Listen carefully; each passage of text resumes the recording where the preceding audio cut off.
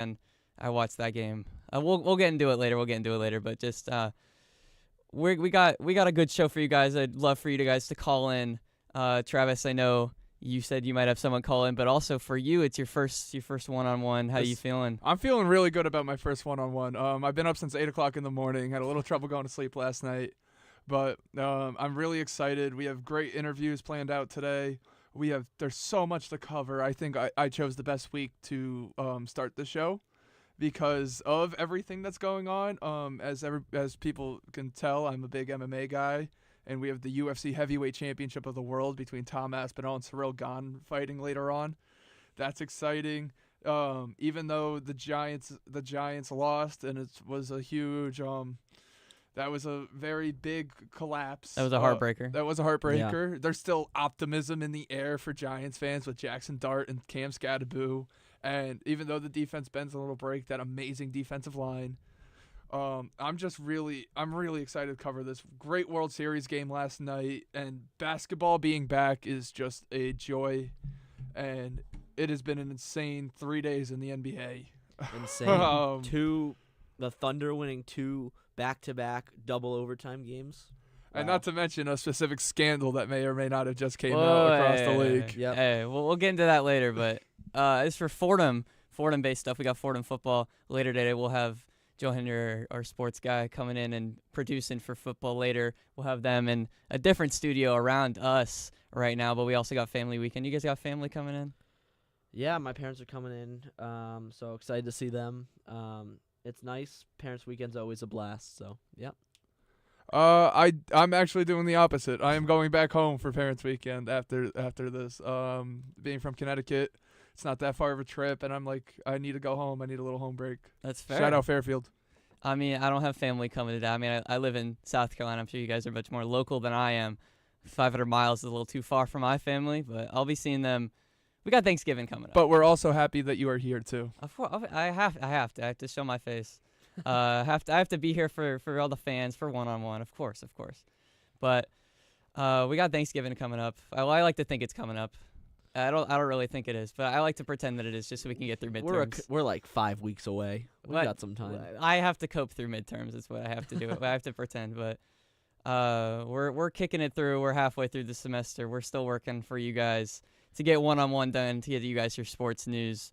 We're working for you guys. We're working hard. We're getting stuff done for everyone, but just we're working through this academic year. We're having a good year. Women's basketball starting up soon for Fordham. Yeah. That's exciting. Women and men's. Yeah, basketball seasons. As a transfer, I'm so excited to see how our what it's like for basketball season because I've heard the culture here is amazing. Yeah, the basketball team, they didn't do so great last year. We've got a new head coach. We've got Mike Bagpaio in charge now. I think he's going to do a great job. I'm excited for Fordham basketball this year. I think we should be pretty good.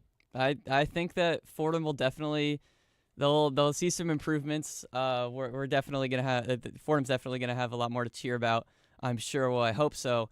As someone who's also going to be working a lot of those games in studio and live, of course. But I'm hoping for just some better games, some more close games, some more stuff to talk about, especially as someone working in the radio station. But we have a lot going on the next couple months. We're coming up. The weather's getting colder. I'm feeling more festive. I can't say Christmas just yet. We got to get through Halloween before we get through the Christmas season. But anyone got any Halloween plans? We doing anything? Yeah, we'll figure it out. We got a week. You got less than a week now. Less than a week, but yeah, we'll figure it out. We got time. Yeah. Anything? I do. I'm not gonna say it specifically. Okay, that's fine. For people that know, I'm gonna give one hint. 4 letters, 1 word. That's it. That's all it is. If you know, you know. Okay. Yeah, I'm gonna pretend like I know, but we got the holiday season coming up. I mean, we're feeling good. I'm excited. I'm feeling grateful for Thanksgiving. I'm feeling spooky for Halloween. We're not festive yet for Christmas. We gotta wait. We're not festive for Christmas, but very grateful to be here on a Saturday hosting one-on-one. The show has been on the air for 51 years, and I'm so excited to finally be a part of it. And I hope you guys listening to us right now or want to be a part of it. Again, the number is 718-817-2750. We're hoping you guys want to call in, talk to us, complain. I'm going to talk about the Hornets later. We can just complain about maybe me saying that the Hornets are the greatest team in basketball because they're 1-0 and they have one win Against the Nets. Well, hey, I mean, a win's a win, but I think that's going to do it for us on the intro here right now. We're going to get into the Giants and then the Jets later, but Giants first right after this.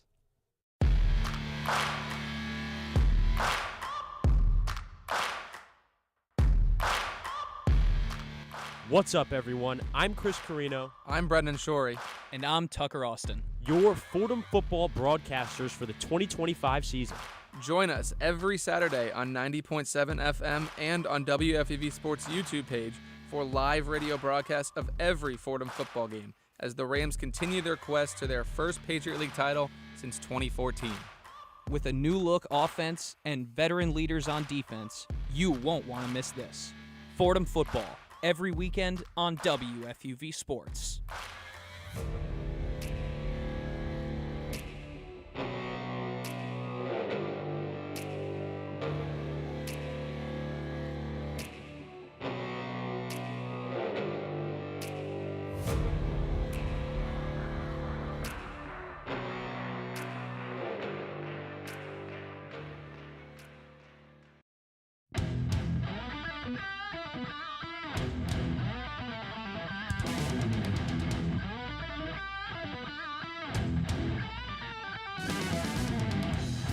What's up, everybody? It's Tucker Austin, one of WFUV Sports' New York Yankees beat reporters in 2025. Aaron Judge and company are hungry to return to the Fall Classic to avenge their defeat last season. Follow me on X at @Taustin_24 for live game updates, video recaps, and more as the Bronx Bombers chase their 28th World Series championship. WFUV Sports is your home for everything New York Yankees.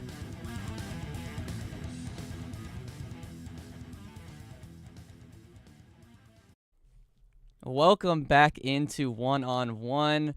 We just had the intro in, and we're feeling good. We're feeling good. We want you guys to call in and talk to us. We're starting our Giants segment now. Number is 718-817-2750. We want Giants fans. We want Broncos fans maybe to call in and maybe rant a little bit to Brogan here. He's our representative Giants fan. But the Giants had a heartbreaking loss. They were up big going into the fourth quarter. Allowed 33 points to the Broncos, losing 33-32, where Bo Nix wasn't having a great game until really that fourth quarter where he locked in, rushing touchdown, a couple other touchdowns, big plays. We might have to start talking about Bo Nix being the second coming of Tim Tebow. I Because mean, how many weeks is this now where the Broncos will do nothing for 3 quarters and Bo Nix turns superhuman in the fourth? I mean, it's not how you start, it's how you finish. So, I mean, if he wins the game, I'm sure Broncos fans don't mind too much. So, the first 3 quarters, I'm sure they mind. But once the fourth quarter ends, I'm sure they're good with it. But, Brogan, I know you have a lot of thoughts about this game. Please. I don't want to start talking about this game because it's just going to bring back nightmares from this weekend. I was so confident going into the game. All the trash talk between Giants fans and Broncos fans, even going all the way up to the Giants players and the Broncos players. And it was so exciting the first 3 quarters. The Giants were up. The Broncos were favored in this game. Definitely they were favored in the game. And the Broncos were predicted to make the playoffs this year. The Giants, coming into the year, they were slated to maybe get a top 5 draft pick again. And the Giants, they were leading in the fourth quarter with 6 minutes to go. They were up by 18. And in the fourth quarter, the Broncos scored 33 points. It is the first time, in NFL history, a team's been leading by 18 with 5 or 6 minutes to go, and they lose the game? Probably. That's terrible. That's one of the most that was an awful feeling. That must be an awful feeling as a Giants fan. Jackson Dart had 3 touchdowns. They're 2-5. Well, I will say this: they are 2-5, and you guys are last in the NFC East. But could you say that optimism for being a New York Giants fan right now is at a all-time It's definitely high? better than being a New York Jets fan right now. I'll tell you that. But compared to previous years too, you don't have your starting quarterback that's now an MVP candidate playing safety, practice squad safety. I mean, we're so happy with Jackson Dart as Giants fans. We think he's the second coming. He's the next true star in the NFL. Cam Scadaboo looks He'll run through a brick insane. wall He for will you. run through a brick wall for the New York Giants. He'll end his career in 3 years probably. But he's insane. I love Cam Scadaboo. What that man can do to change the culture of a city is amazing. I saw him at the Knicks game the other night. The photo of him at the Knicks game as OG Anunoby was doing a dunk. It was on the cover of the newspaper. Damn, does this Giants team is fun. They might not be that good right now because they're all rookies, but damn, are they fun. They still have got the hardest schedule in the NFL. They've got Philly this week, who we beat, which I'm very happy about. They've got San Francisco next week. But Brian Burns leads the NFL with 9 sacks, which I'm really happy about. It's tough. It's tough being a Giants fan.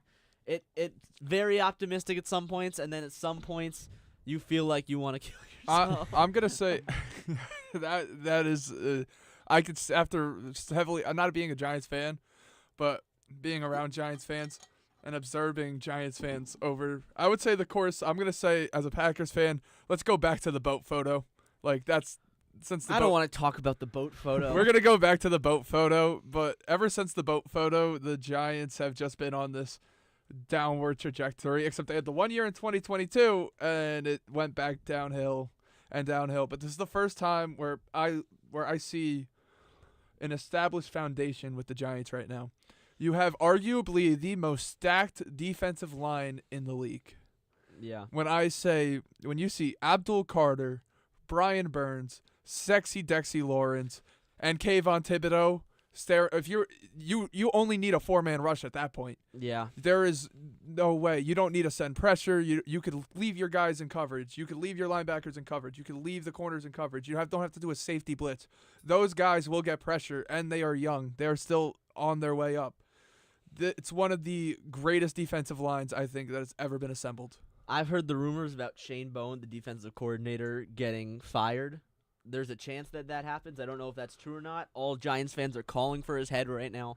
Was Brian Burns also calling for his head after the Broncos game? Oh, man, I don't know. Probably. I know he said he wasn't. There was a clip. He said he was. There was a clip. There was a clip. There was a clip of him leaving the. He loves Shane Bowen, but I don't know if I believe that 100%. If we want to talk to a Giants fan, Brogan, I know we have you, but we also have Noah on the phone right now. I'm sure he wants to talk about it. Maybe he is also having his head. What do we got for you, Noah? Listen, I'm actually a Broncos fan here. Oh. Not a Giants fan, but I'm a little upset too because this Giants team, they're fun. They got their rookies, whatever. They're playing well, but this isn't a team I should be worried about on Sunday as a Broncos fan. And listen, the Bo Nix slander at the start, it's not his fault. It's the play calling fault. Sean Payton. Why are we running the ball twice, throwing a screen pass, and punting for 3 quarters? It makes no sense. If we're more aggressive and throw the ball down the field from the start, we'll have offense from the start. I don't understand it. It is a very interesting question. As somebody that has used to slander Bo Nix's great name for the longest time, I did not think he was going to be a prospect. He is starting to prove me wrong, but Sean Payton's play calling needs to get out of the 2010s. It's actually ridiculous. Each Sunday I have to go through this. I look forward to Sunday. And then I have to watch the Broncos versus the Jets in the morning. That was torture. I mean, it's been torture. Well, at least you're 5-2. Yeah, at least we're you 5-2. But do you guys think you're going to win the division this year? We should, but I think the Chiefs are going to come win that. I mean, the way they've been looking on Sunday now, they're going to come take that division. I mean, you're holding first right now. You're undefeated at home still. Do you don't think that there's even a shot where the Broncos might just hold on? Oh, there's definitely a shot. There's definitely a shot. Okay. And I'm going to be optimistic with that. But the play calling is what's got me upset. The team is great, arguably the best defense in the NFL. I mean, we have a chance. We're Super Bowl contenders if we can call plays. I mean, it's so hard. Like I think a Madden play caller could do a better job in the first 3 quarters. I mean, you've got the Texans and the Raiders in the next 2 weeks, so you should be easily winning those 2 games. We have to take advantage of that. Definitely have to take advantage of those 2 games. No more sloppy we performances. We got a harder back-end schedule. No more scoring 33 in the fourth quarter, nothing in the first and second and third. No more no more of that. No more nothing in the. You can't torture me for that long. I mean, I want to enjoy the full game. I mean, at least you're not a Jets fan because they're How 0 dare you. 7. But I mean, They're unwatchable. you think they're unwatchable? There's just no reason to watch Jets football at this point. Jet football, I mean, how can you watch it? It's embarrassing. Jets football, New York football over the last couple of years has been entertaining, but it's been very it's a very entertaining thing to see. And thank you so much, Noah, for calling, and we're happy to talk to you about Giants Broncos. We appreciate it. Thank you, Noah. Thank you. Yeah, absolutely. Have a good one, guys. Yeah, you too. So, interesting perspective that we now have from a Broncos fan is we got Giants fans complaining about the game. We got Broncos fans complaining about the game. It doesn't seem like anyone's happy about this. Nobody's happy. I mean, if you think about it, nobody should be happy about a game like this. I mean, Nobody yeah, should be happy. The Broncos fans are not happy about the first 3 quarters. The Giants fans are unhappy about the last quarter. We gotta have some fixes to this. I mean, the Giants play the Eagles this week. The trade deadline's next week, next November 4th, I think. The trade deadline's November 4th. So, yeah, the Giants need to go out, probably get another receiver for Jackson Dart. Who would you say is that receiver that you would like? Would it be? There's 2 names I'm thinking. One is in New Orleans and one is in Miami. Oh man, And I would love Jalen Waddle. I mean, the way he plays.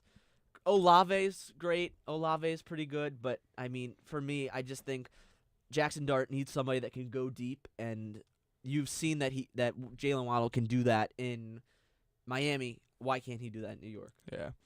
Anything Jalen Waddle might need to get away from Tua for a little bit. Oh, as well. that's another place That's- that nobody wants to be a fan of right now. Yeah, that's an entire different rabbit out of the hat. But Giant at the end of the day, even though you're blowing leads and it's still looking like same old Giants and you're 2-5 and all this, it's really starting to look up for the New York Giants. Okay, but before, I'm going to stop you right there, though. As a neutral, I'm a neutral player in this at the moment. As the Giants go to play Philly, I know they beat Philly the week before, but can they do it again? Can they beat Philly again? Well, Jackson Dart and Cam Scadaboo showed that they can beat him once. Jackson Dart said that he was looking forward to hear the jeers and boos of a Philly sports crowd for the first time in his life. I think the Giants can win. I don't know if it's possible, but I think the Giants can win this game. I mean, they will be, as you said, they'll be in Philly, so that definitely, I think that changes quite a bit, especially with Philly being Philly. But And this is the last time you got to play the Eagles this year. You don't have to play them in January like you've played them in the past. On week 18, I know that's probably when the Eagles rest their starters. We're in week 8 right now. Anything can happen. It's any given Sunday. Also, it also depends on the Eagles' play calling as well, because if we want to talk about offensive play calling that hasn't been efficient this season, well, just take a look at the Philadelphia Eagles. I mean, yeah, the Eagles haven't won a game by more than 7 points this season, and they obviously struggled against the Giants 2 weeks ago. So I think it'll be a very close game. I think it could even go to end in a field goal. We'll see. I think personally, as an unbiased Giants fan, I think the Giants are going to win this game. I don't think an unbiased Giants fan exists. This schedule is also a murderer's row. It's horrible. You guys don't really have I would say, by the time you guys have quote-unquote easy games, the season could be over. Yeah. Well, they're in Philly. They go home to play the Niners, which the Niners are they're hurt. So then you have to run the NFC North gauntlet. They'll probably be back by then. You go to Chicago to play the Bears. 3 straight weeks against NFC North teams. That's crazy. Then go right into the Pats. Lions, Patriots. And then you finally get maybe an easy game against the Commanders, but they're playing well right now. But even then their easiest game is the Raiders, and that's their second to last week of the season. Again, yeah, it could be done. Like the season could be over by that point. So at least this point, and the key word for the Giants right now, like the key thing for me is Giants fans, as a Packers fan, your team looks like I would be so optimistic if I had your team right now. And we're the 1 seed in the NFC, and I have various thoughts on that because I don't know how after watching them play. But please be optimistic about your team, Giants fans.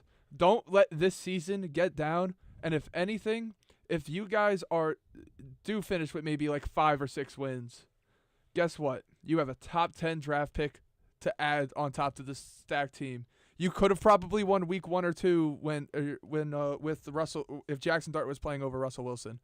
Yeah. You set yourself low to lose a couple games. Your team has seen improvement every week. The fact that we talk about the Giants allowing the Broncos to have a 33 points in the fourth quarter, and the Giants scored 32. There was a point in time where the Giants scoring 32 was almost unheard of. The Giants have scored over 33 times this year already. You know what this reminds me of? This reminds me of the 2021 Lions. The 2021 Lions went 3-13. That was Dan Campbell's first season. One of their their first win came in like late in the season, and they had like they went so they had they a were tie so as well. Happy. They had one tie, yeah. And then the second season under Dan Campbell, they went 9-8, so a little bit of improvement. They also started 1-6 that year, and yeah. Dan Campbell almost lost his job. I don't know if Daboll is the guy. I will say that, throw my piece in there. I don't think Daboll is your Dan Campbell. I feel like you might need somebody else in there. And then 2023, they made it to the NFC Championship game. So if the Giants can go on that similar trajectory as the Lions, I think Giants fans would be very happy. You're already doing better than the 2021 Lions. And the Lions, the thing with the Lions and the Giants as well, they kept every game close. It wasn't that Lions team, you could tell they just weren't winning. The Ravens had to literally pull an act of God and score the longest field goal in NFL history to beat that Lions team. Yeah. But if you're a Giants fan, Daboll might not be your Dan Campbell. You might need to go in and get another coach from somewhere else, maybe some team's offensive coordinator or defensive coordinator, depending on what it is. It might be time to move on from Daboll after this year, but I don't think it's time. I think the future is very bright, and all Giants fans should be optimistic about the rest of the 2020s. Oh, yeah, for sure. I think that the Giants have a very bright future ahead of them with Dart, with Scadaboo, with Abdul Carter. Malik Neighbors will come back next season. Malik Neighbors will come back next season. Him being gone has really hurt them quite a bit. But because imagine if we had Malik Neighbors with this, it would be so much fun to watch. And we didn't get to see him enough with Dart. Not yet, at least. Zooming back out, last year the Giants won three games? I think so, yeah. They're already at 2 this season. They're 2-5. I mean, if you see any kind of improvement, I think 5, 6 wins for the Giants. I think that's a win. Yeah, they went 3-14 last year. Yeah, exactly, 3-14. They're 2-5 now. I think 5, 6 wins is a huge win. That's improvement. Yeah. You're seeing improvement, and you have young pieces, and especially with Neighbors out. If Neighbor was still here, you would expect more wins, but with him being out, I think you're fine maybe having less wins, and the next season you build on your young core that you have. For sure. Completely. So any kind of improvement it's huge for Giants fans. I mean, you're seeing improvement, and you're building a team that the Giants they haven't seen that in quite a bit. Yeah. So I think that even if they don't necessarily have a season where they're close to 500 or around it, I think that it's still a win. Yeah, completely. I think that we've seen that the Giants can be competitive. Every game has been close, basically. Even the Russell Wilson game seemed close, aside from the Chiefs game that they played. And yeah, I mean, if you're a Giants fan right now, you might be a little frustrated with the play calling and the coaches, but God, do you love these players on this team.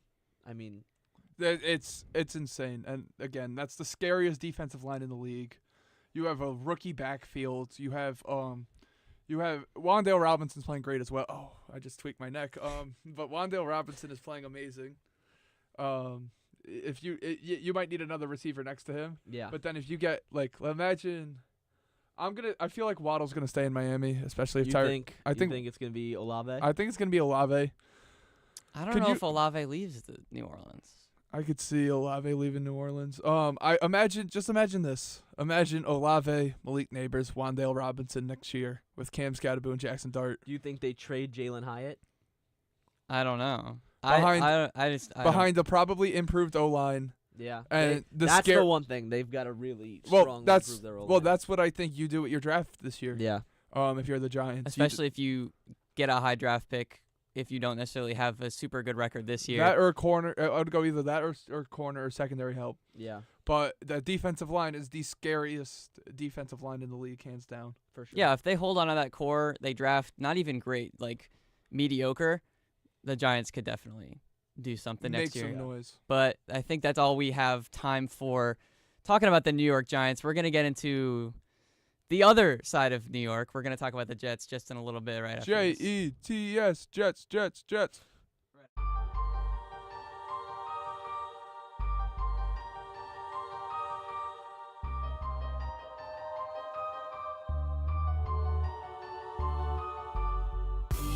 What's up, everyone? I'm Brendan Shorey.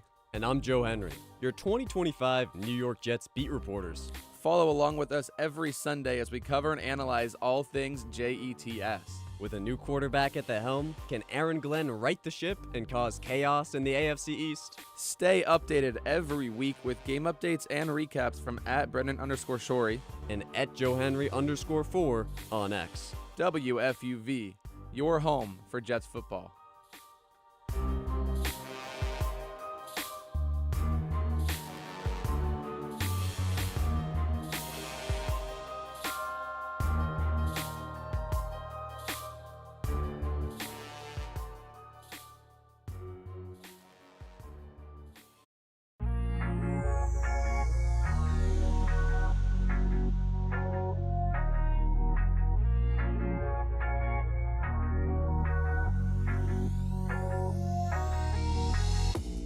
What's up, everyone?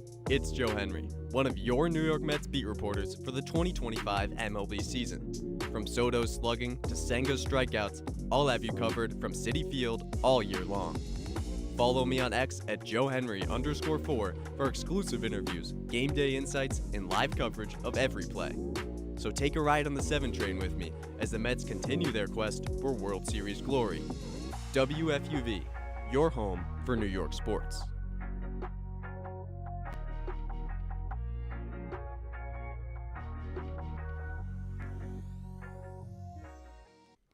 Welcome back into One on One, New York's longest running sports call-in show. Again, the number 4 calling in today. If you want to talk about, now we're going to talk about the Jets, which we have a lot to talk about for the Jets, but the number for you guys is 718-817-2750. And to start this segment for the Jets, I'm just going to say, as a Panthers fan, watching this Jets game, I also hated watching this game.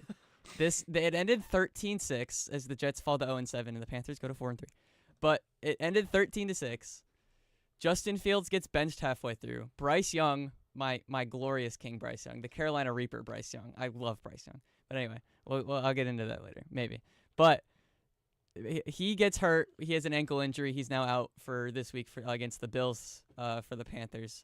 But back to the Jets. Yeah, I mean, just it was such like a disgusting game to watch. Like it was just so bad to watch. I just hated watching it. Like even even with the win, like it just felt like a dirty, disgusting win. Let's hear more about your Panthers, huh? No, it's a Jets segment. Well, I'll get into the Panthers later. But as the Jets fall to 0-7. I mean, what more can we say about the Jets? Well, Aaron Glenn is not naming a starter for the game against the Bengals. He says that they don't want to give the Bengals a competitive advantage on knowing whether Justin Fields or Tyrod Taylor is your quarterback. And at that point, what is happening? It means he doesn't even know who he wants to start, I think. We might have a discussion about Aaron Glenn maybe being a one and done. We also might have someone calling in to say that, as we have Nolan on the phone. He wants to talk about the Jets. What do you got for us? Hey, I'm calling in from the Georgia Tech-Syracuse game. It's a great day for football. I just wanted to ask you guys, at what point do the Jets have to say, Justin Fields is not getting it done for us? We need to, move past this. I know they made a big move in the offseason, but it just doesn't seem like it's working out. I mean, the Justin Fields looking, if you just purely look at, if you look at the games themselves and if you look at the numbers, Justin Fields just hasn't done it. And the move benching him halfway through for Tyrod Taylor and not naming a starter, I think it looks at this point like the Jets are finally benching him, and I personally don't think he's going to be starting. I think the Fields experiment is in the NFL is now officially over.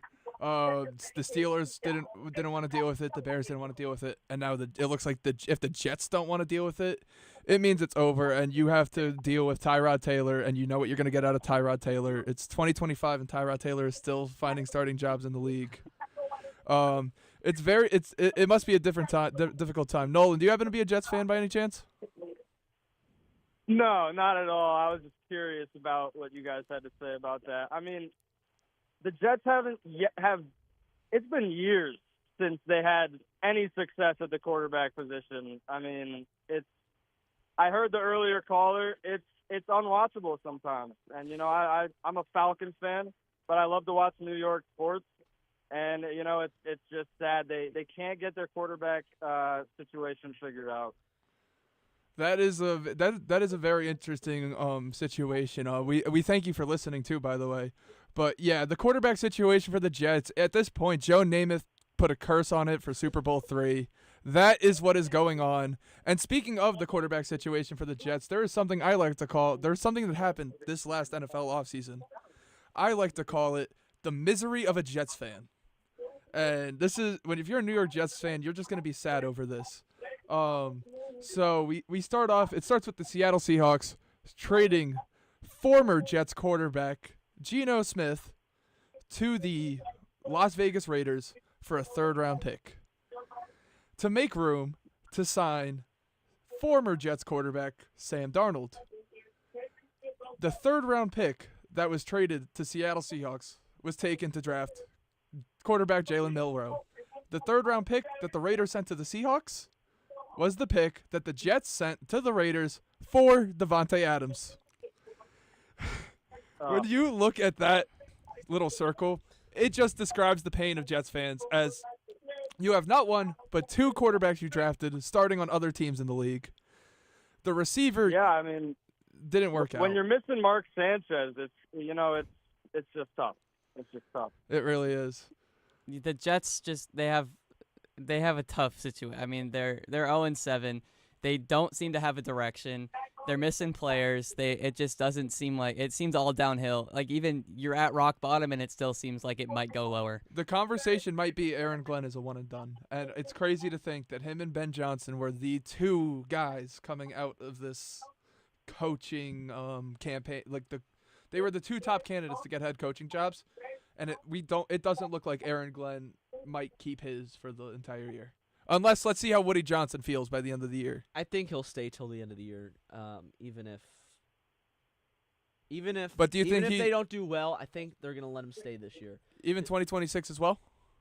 I don't know about. I would say maybe he gets to maybe week 1 or 2 next year, and then after that, we'll see. So the only time I can ever think of is of a first, well, not even a first, but like a head coach who was just recently hired. The last time, or like that was hired in 1 year and fired within the same year. The last time I could think of that happening was Frank Reich with your Carolina Panthers. We don't talk about him. We're gonna move on from them. But Nolan, you got anything else for us? You got any thoughts about the Falcons for us? I'm in Atlanta. I mean, Kirk's starting tomorrow. I'm a little nervous, but he's a great quarterback, great guy. I'm excited to see what he does tomorrow. Dolphins are not the pinnacle of the NFL, so. Well, as a Panthers fan, I'm gonna be a Dolphins fan during your game. But we appreciate you calling. We appreciate you calling in. Oh my God. We appreciate you calling in. Thank you for talking to us. Thank you, Nolan. Enjoy Georgia Tech today. Have a good one. Pick a new team. Hey, whoa. Hey, okay. But as a Panthers fan again, I mean that game was disgusting. But the Jets, like I said, it doesn't seem like they have direction at all. I mean, they're spiraling at this point. Where did they go? Like genuinely, I don't know where they went. Where do they go now? What do they do? They've got the Bengals this week, another team who they don't look that hot either. I know they've got Joe Flacco is now their starting quarterback, who's been by the way, electric the last couple weeks. Can we talk about something? The 2013 Ravens quarterback room are both still starting in the league. Tyrod Taylor and Joe Flacco are still starters in this league in 2025. They won a Super Bowl, actually 13 years ago, actually. They were the 2012-13 season. But they won a Super Bowl 13 years ago this upcoming Super Bowl in 2026. And both quarterbacks in that room that went to the practices every day, that saw the film, and that were able to wear their rings and say they are Super Bowl champions were Joe Flacco and Tyrod Taylor, still starting in the league. That's insane. That's just And the they're going to state of- probably be playing each other this week. This They Sunday. probably will, because I personally, I think, like you said, the Justin Fields experiment, I think it's over at this point. I think Tyrod Taylor starts, and they'll go from there based on what happens there. But The backup becomes the backup gets to face the former master. It's a great story. But they made this big move for Justin Fields, as we talked about. But now that apparently it hasn't worked out. But since it is a big move, do you think they stick with him maybe to see if it can work out? I mean, you're already 0-7 at this point. Yeah. Maybe they say, what's to lose? Try and develop Justin Fields again. Like, still. Well, they're going to be drafting a quarterback this upcoming season, so it's not I think like they have to. I don't think you're going to have to develop. He's already starting. He's been starting for a while now. I don't know if you can develop him much further from where he is. Well, what can you do with him at this point? You just gotta. I don't think you're gonna be able to trade him. I don't think they want to drop him. They don't want to release him. So at this point, he's just a backup quarterback. Justin Fields is just the backup quarterback of the New York Jets at this point. Yeah. That's what he's been demoted to. It is, and then I think they'll move on from him. I think he only signed a 2-year contract, with the Jets. They're paying him $20 million a year, $30 million guaranteed. That's insane. That's for a backup. It's a 2-year. 2-year, $40 million contract. That's just insane. For it to not work out it's a huge loss. Sports for the Illustrated's top article says Jets have $40 million reasons, 40 million reasons not to bench Justin Fields, which it makes sense when you are paying a guy that much money. But you don't really want to. This is not good. Which quarterbacks are still available right now? Do we know? On the market? Yeah. Ryan Tannehill's been sitting there for a couple years. Ryan Tannehill? You'd rather have him than... Well, if we're looking at that's the free agent market, obviously. But if we're looking at the trade market, Jets, I know one day Jordan Love is going to make a great Jets quarterback, like his successors before in a decade. But right now, you could try and redo it and maybe send over a second-round pick. We have Malik Willis sitting on our bench. Malik Willis from Liberty. If you guys want Malik Willis, a second-round pick might be enough. I think they should go out and get Joe Milton from. I know he was on the Patriots. He was drafted by the Patriots. And then he was traded to the Cowboys. I remember watching Week 18 last year and thinking Joe Milton's going to be a star. Obviously, he hasn't gotten any starts since, but he's electric. He throws the ball very hard. He's almost like a baseball player. But I mean, if the Jets could maybe make a trade for Joe Milton, salvage the season a tiny bit. I don't really think you can at this point, but just have a little bit of fun now. Yeah, you're not gonna win. Just enjoy football. Joe Throw Milton out. Is a great answer, and it was not what I was thinking of. I'm more thinking of, oh my God, the Packers traded so much for Michael Parsons. We need draft capital, and Malik Willis is our best option for draft capital. Always think about You're that. only gonna get like a 6th round pick for him though. No. He went undefeated last year. He played really well. I think a second or a third is worth it. Second or a 3rd round pick for Malik Willis. You'd be surprised. Okay, moving on from the quarterback situation. I think we've beat the horse enough about the quarterback situation. We can never beat that horse enough. Until it's solved, that horse will never. That horse can stay on the side of the road for now. We can maybe come back to it later. But the Jets also have even more stuff going on, as Sauce Gardner and Garrett Wilson are both ruled out for the Bengals game. So there's even worse news. So what do the Jets do? Well, Garrett Wilson was going to be a trade target for the trade deadline this year. Don't think that's going to happen now. Sauce Gardner, all Jets fans I've seen think he's severely overpaid. He doesn't do his job correctly, people have been saying. And you know what? The Jets just got to bite the bullet, and I don't think anybody wants him right now. So the next couple of years are going to suck for Jets fans, and I feel bad for you. But you've got I mean, this is, I don't want to say the Jets culture, but this is what Jets fans are used to, as you were saying. I mean, yeah. It happens. And also, we also, so we could talk about, look back to 3 years ago, when Sauce and Breece Hall, like everybody was first drafted, and it looked like the Jets, they swept the Rookie of the Years, or they were about to. They did sweep it, actually. But the Seahawks were right behind them.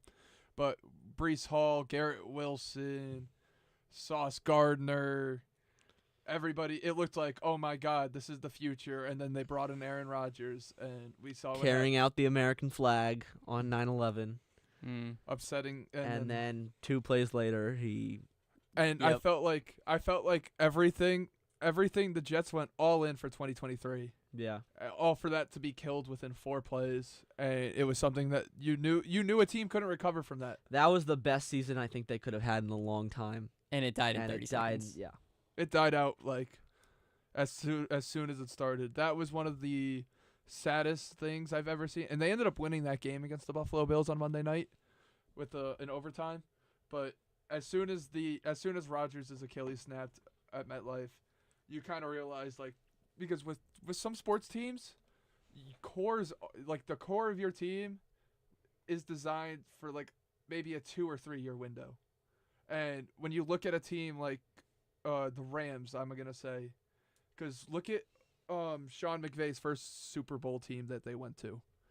You had Todd Gurley, Jared Goff, Kupp was still there, Robert Woods, you had Aaron Donald on defense, and then Ndamukong Suh.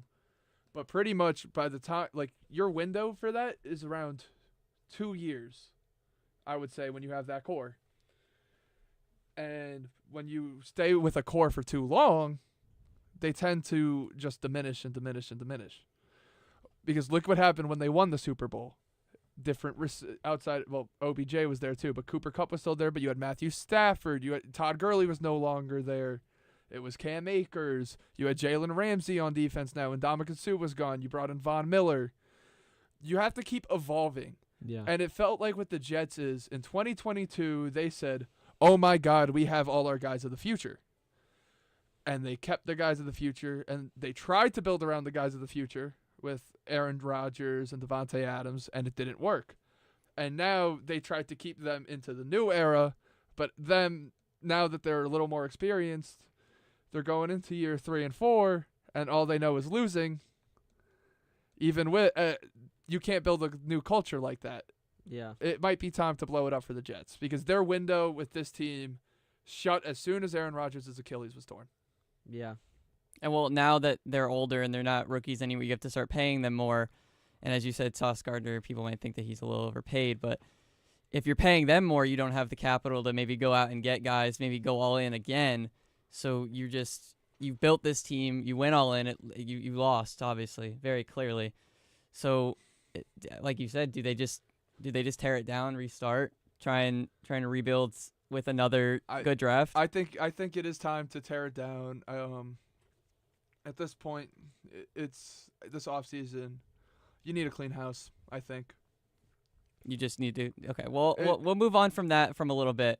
To end the segment, I kind of want to go through each of these games that they have remaining because they're 0-7 at the moment. They don't have a win. Are we going to try and figure out who they're going to win against? Let's go see if they can get a win, or if they do, where they would get it. So they play the Bengals. I think that's going to be a loss. I think that, well, they're in Cincinnati. They are without a couple key players. They just came off a really bad game against the Panthers. I think that ends in a loss. Yeah. Then they have their bye, I believe, and then they go and they go back. They play the Browns. That could be a potential win.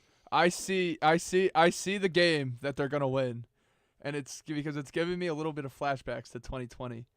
They are going to beat the Jacksonville Jaguars. the Jags. I don't see them beating the Jaguars. I see them beating the Saints. I see it happening because this is weird, but in 2020, the Jets with Sam Darnold and Adam Gase, the Jets were on a run exactly like how they're on right now. And it was the year Trevor Lawrence was the number 1 overall pick going into the year. And the Jets were around 0-14 or 0-13. And they end up beating the Rams in December. Got their first win of the year. And all the Jets fans said, "Oh my God, we're not getting Trevor Lawrence." And then they ended up beating the Browns the next week. And they said, "Oh my God, the Jags have 1 win. We're really not getting Trevor Lawrence anymore." And Jets fans felt like they won because they won 2 games. Their entire season was ruined because they did not have the number 1 overall pick and Trevor Lawrence. And as you can see, that pick was Zach Wilson. So it really did cost them a lot.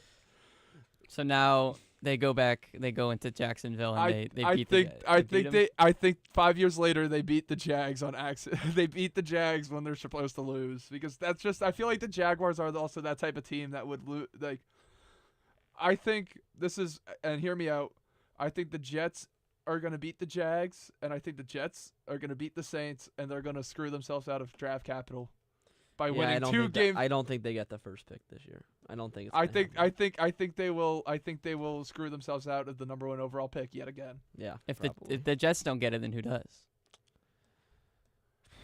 Tennessee could go back to back. Tennessee, the Browns, not the Browns. Tennessee. Maybe the Miami. Raiders, Miami is bad Miami, enough. It could happen. Except the Miami. Saints. The Saints probably. I could see the Saints getting the first overall pick. This thing though, with you're the Saints though. Spencer Rattler's been pretty decent this year. Yeah, but they need to draft another quarterback. If they could get like Fernando Mendoza or somebody like that, that would be. I think there's a lot of teams in the NFL that need a lot of help, and the Jets especially. So we think that they end 2-15. Yeah.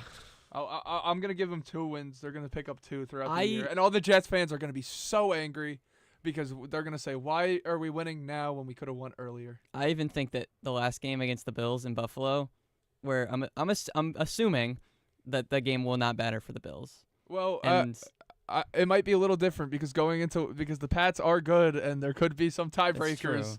It's usually it doesn't matter for Buffalo, but the Pats this year, man.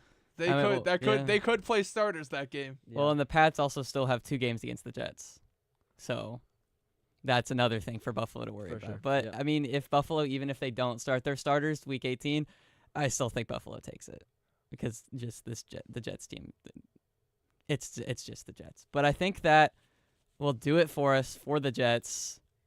There was a lot to talk about, but it's overall. Yeah, it's over. Jets fans, I'm sorry, but after this we'll talk a little bit about the NFL in general, but we'll also go into we have a lucrative special guest that we'll talk to right after this.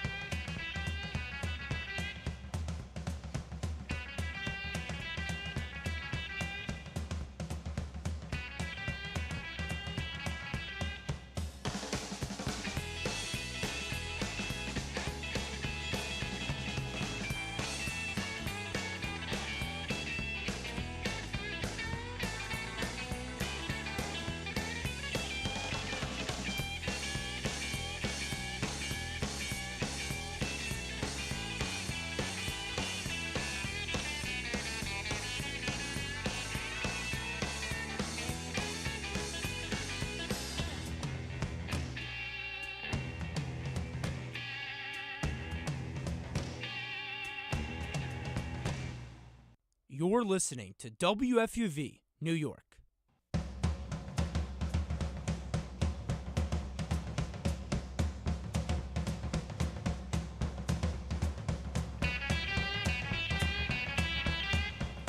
Welcome back to One on One as we continue to talk about football as we go into the NFL in general. But once more, if you guys want to talk to us, maybe talk about your favorite team, 718-817-2750 is the number to call.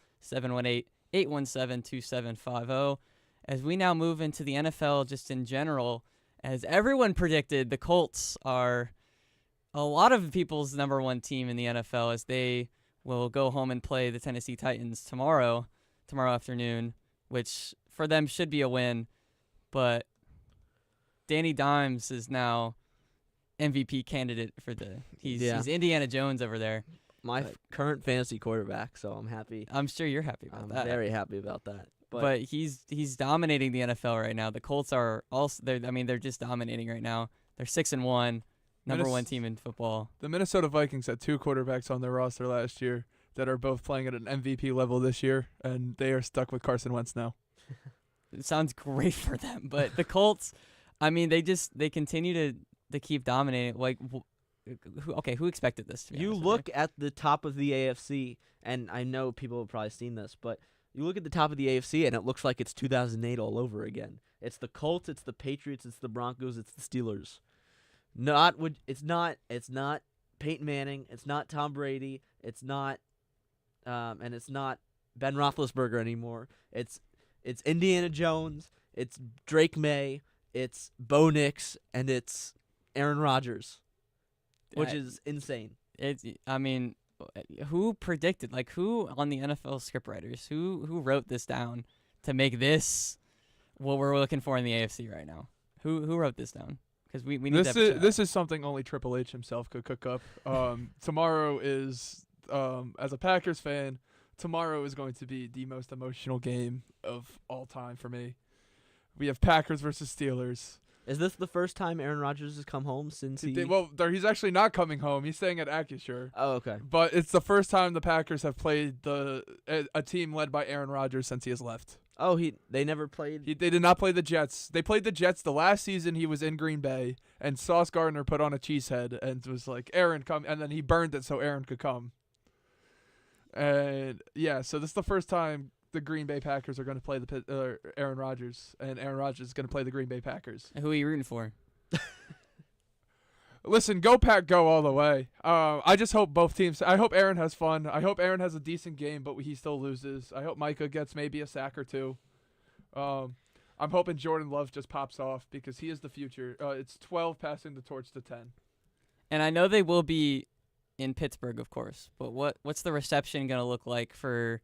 I'm sure Packers fans are going to be coming in swarms. I think so. With what Aaron has been saying, he said one of the things Aaron said was, "Don't call this a revenge game. This is not like the Jets was a revenge game. This was not a revenge game for Aaron Rodgers." He says, did things end a little weirdly? Yeah, they did. He said that he's planning on signing a 1-day contract to end his career as a Green Bay Packer. Yeah. He said there's no animosity. It's just a business day as usual, and it's just against his old team. And I bet you would love that. For him to end his career in Green Bay in the green and gold. He'll sign a 1-day at the end of his career. It looks like that will happen, but he knows. I could see him maybe being like as a backup or a third string. I don't think he wants to. I don't think his ego can handle that. I just feel like he wants to play one more game as a Packer. Probably. I don't think he'd want to do it as like a third string. All I'm saying is you've got Jordan Love now. Maybe he just comes in for like. Couple plays. Yeah. Don't make. It's not gonna happen, but don't make me like emotional. We're gonna have Travis crying. Yeah, I might be crying. Well, we're gonna get into my favorite game of the week, as the Carolina goes home. They're undefeated at home, by the way. Only I think there's 3 teams. They're 3-0 at home. They're 3-0 at home. They started 0-3, right? And then they've won. They started 0-2. 0-2. And they won at home. I forgot who they played. I don't even know. But they play the Bills, which. At the beginning of the season, I was freaking out. Well, I wasn't freaking out because it was the Panthers. I didn't expect them to do anything. But Bryce Young's hurt. We're starting Andy Dalton. Or the Panthers are starting Andy Dalton. I'm not part of the Panthers. But with Dalton as their starting quarterback, the Panthers are 1-5. Okay, well, the first game he ever played, where he was the starter, he won. So that's giving me some optimism. But also what's giving me optimism is the Bills. And I have a friend who's a Bills fan, and she's not happy with their rush defense. Their rush defense is not good, and the Panthers have Rico Dowdle and Chuba Hubbard in their backfield. And I'm hoping so hard that they will, maybe Rico Dowdle will have another 200-yard game or something. Because, he was destructive when Chuba was hurt. But now they have both of them in the backfield. I think they're going to run all over the Bills. Well, at least I hope they do. And 4-0 at home, you might see the Panthers keep pounding. I mean, oh man, I don't know. The Panthers are America's team. I think after the Giants, I do have to say, I think the Panthers have become such a fun team to watch. Ted McMillan looks awesome. He's so good. Bryce Young looks awesome. The defense looks awesome. Dave Canales is awesome. But Bills get a big win this week. Okay. Well, you didn't have to hype me up and then crush me. I have one geez. question as a Panthers fan. Yep. And this might be frustrating. Dave Canales is actually, I think he's doing a good job. I think he's one of the best coaches in the league right now. But what is it with Dave Canales and Bryce Young and starting the year off terribly? Why does Bryce Young look like he's regressed back to rookie year form every year to start the year, and then he starts getting better as the season goes on? I feel like that's something that needs to be addressed. I wish I could tell you. I don't know. Bryce Young has a very interesting stat line when you if you look at his stat line and he has a couple interceptions, he has to get his turnover in at the beginning of the game. He has to throw a pick, or he has to do a fumble, or he has to do something to start the game, and then after that he locks in. The first half is not good. He throws a couple picks, he fumbles, and then he locks in in the fourth quarter. I think the Panthers have the best fourth quarter point differential in the NFL, or second best, I think. So, I mean, the Bryce Young just has to get his mandatory turnover in, and then he locks in, and he's amazing. And also the Panthers, their defense being much improved. Their rush defense was last in the NFL last year, and I believe they're top 10 now. Their defense overall is much, much improved. The Panthers overall, I mean, also their run game has stayed good. Chuba Hubbard was amazing last year, got an extension, and now they have Rico Dowdle, who kind of came out of nowhere. From the Cowboys, and then proceeded to drop 200 on them. Yep. But, I mean, it's hard to cheer against the Panthers. They're the Panthers. And also, Bryce Young's he's such a good guy. Yep. How can you hate Bryce Young? Look at him. He's the Especially Carolina for Reaper. everything he's overcame. And so the fact that he only got his job back because Andy Dalton, thank God everyone was okay, got into a car accident, is one of those insane butterfly effect things to think we really could be seeing a dog on the field. We've seen him grow in real time. We've seen him from, oh my God, this is the worst number 1 overall pick of all time, how he could be worse than Jamarcus Russell. There were discussions. There were discussions to, for some reason, week 1 every year he looks like it. Week 1, he always looks like it. Week 1. Yeah, and that's what I'm gonna start. I can't deny it. But as the year goes on, he always just improves and improves and improves, and it's been awesome seeing the Bryce Young experience and his growth as a player. Absolutely. And I mean, watching the first couple seasons, I like to pretend that I believed in Bryce Young the entire time. I didn't. I won't lie. I didn't believe in him in those rough stretches. But then at the end of last season, he was playing really, really, really well. This season so far, he's been playing. Other than week 1. Week 1 wasn't great. But at home, it's hype. They shut out the Falcons 30-0. We ignore them going into New England. We don't talk about that game. And then they're on this stretch now. They got their first road win finally in New York, and then they're good at home. But the problem is, as we talked about with the Jets, they have a really, really tough schedule. The Panthers also have, I believe, a top 5 tough schedule in the NFL. So we'll see how they look to do that. But now we're gonna go into talking with our guest, Rob Parker. He's a longtime journalist. He got his start with the Detroit Free Press, but he made his first TV debut on ESPN's First Take, clashing with Skip Bayless, and he now works alongside him and Shannon Sharp on FS1's Undisputed, and also with Chris Broussard on Fox Sports Radio for their show, The Odd Couple. How are we feeling today, Rob Parker? Doing great, guys. How are you? Outstanding today. We're doing really good today, Rob. Happy to talk to you. Awesome. Let's do it. So the first question I have for you is, I know you started in Detroit, you moved to New York. Well, you obviously grew up in New York, moved to Detroit, came back to New York, and now I believe you're in LA. What's the differences that you've experienced in the three cities, sports-wise, culture-wise, city life-wise, and then also as a follow-up, which one's been your favorite, sports-wise, anything-wise? Growing up in New York, obviously people expect a lot. There's a lot of pressure playing in New York. A lot of people can't play or perform in New York. It's tough. I also worked in Cincinnati. I covered the Reds after I left New York. And, of course, Cincinnati is a great baseball town. I enjoyed every minute of that. The Reds are the most important thing in that city, even more than the Bengals. I know people think it's football everywhere, but Cincinnati was the first professional team in the history of the United States, so there's a long tradition there. Detroit is the best. I worked there for 20 years and is the best sports town in America because that's all Detroit has, the automobile industry and their teams. And the 4 majors and then the 2 college, Michigan and Michigan State.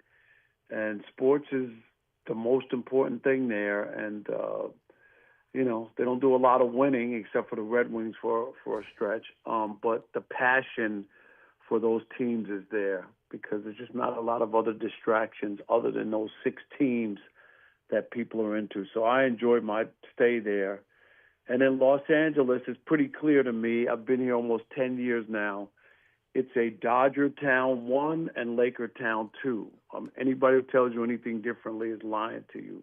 The Dodgers sell 4 million baseball tickets every year. In 2020, when the Dodgers and Lakers both won the championship, the Dodgers had higher TV ratings. It's not to say that people don't care about the Lakers, and they do, but don't discount how big a Dodger town Los Angeles is. So I've enjoyed all my stops in my career. Yeah, Rob, I actually want to ask you about the Dodgers. So obviously last night was Game 1 of the World Series. Obviously you worked for MLB Network for a little bit. I still work for them. Oh, you still? I'm on MLB now. Absolutely.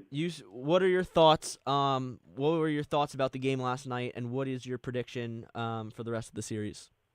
Well, I want you to know I was on an island by myself because I picked the Blue Jays in 5 games. And about 98% of America and everybody who made predictions picked the Dodgers because they ran over the Milwaukee Brewers. But I didn't buy it. I've been watching the Dodgers all year, and the Brewers, to me, were bat dead, so their pitchers really dominated them. They didn't really have to go to their bullpen. And the Dodgers weren't hitting. They beat the Brewers 2-1 in Game 1. In Game 3, they beat them 3-1 on an errant throw to first base, and then they beat them 5-1 in the other 2 games. I just wasn't impressed. The Blue Jays have been averaging 6.5 runs in the postseason. 6.5 is an incredible number. That was before last night's 11. They were averaging 6.5, so obviously that went up. So they swing the bats, they make contact, they hit home runs. I'm not saying I predicted an 11-4 score, but I predicted that the Blue Jays would win.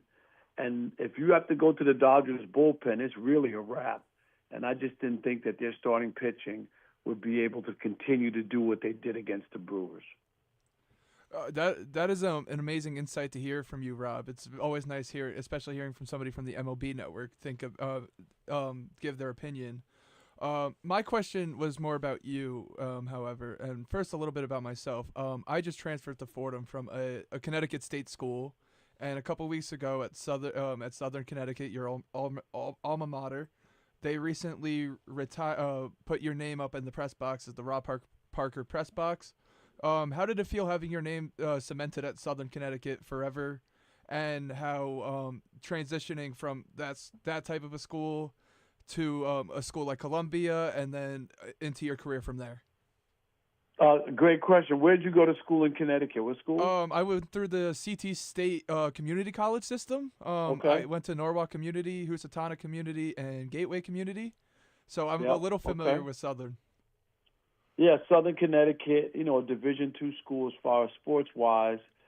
It was a thrill. I can't even imagine. I graduated there almost next year will be 40 years exactly. And to have the press box named after me at my alma mater was just a thrill beyond thrills. Hard to put your arms around the idea that your name is going to be on the press box forever. I had about 150 family members and friends and old classmates from college show up. It was a beautiful day. It was homecoming. It couldn't have been nicer. It was 100 times greater than I ever could have imagined. And it just reminded me of the humble beginnings and all the work that I've put in. And if people want to go, look it up and see all the stops that I've made and the ups and downs and the bumps and and all that thing when you put together a career of almost 40 years.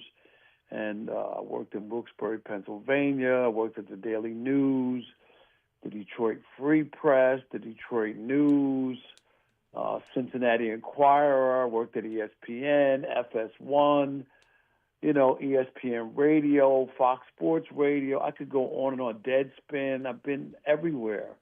Local TV in Detroit, local radio stations. And I got to tell you, after all these years, 40 years, I still love it. I still enjoy it. But I'm going to tell you, you guys, in this business, trying to get into this business, it's very competitive, and you got to work really, really hard and put in the energy. If you're just going to go lukewarm at it, you're going to be in for a rude awakening because it's so competitive, and so many people want to do this for a career. If you have a passion for it, I say go for it. It is the greatest career job you could have, and here I am almost 40 years later, and I still enjoy it as much as I did back in 1986 when I broke in. That's awesome to hear. Thank you so much for paving the way through in Connecticut for us, for people like me as well. Thank you. Appreciate that. Rob, one more quick question before you go. I know you're a big NFL guy as well. We were talking about the Jets, the Giants, and some regular NFL games. What is your prediction for the Super Bowl this year? I don't know. It's so wide open because I think I had the Packers and the Ravens. As we know, the Ravens defense, and then Lamar's been hurt, even though they still can bounce back. They're that good. It's unbelievable where they are. I think 1-5. Lamar probably will play. I'm not going to go away from my pick. I'm not a flip-flopper, so I'm going to stick with my pick, the Ravens and the Packers. As far as the Jets and Giants go, Brian Daboll should be fired. Another terrible game that he gave up. He gave up the Dallas game. This game, there's no way you should lose that game to Denver. Aaron Glenn, a disaster. I don't even understand the love for Justin Fields. He's been on 3 teams in 3 years. He's just not a starting quarterback in the NFL. And Aaron Glenn came in cutting people and all this bravado. The Jets are 0-7. It looks pretty bad and bleak in that situation. So, unfortunately, the Jets and Giants, I know they got Dart and they believe, okay, they got their quarterback, but still, I think they need to make a change at coach and general manager with the Giants.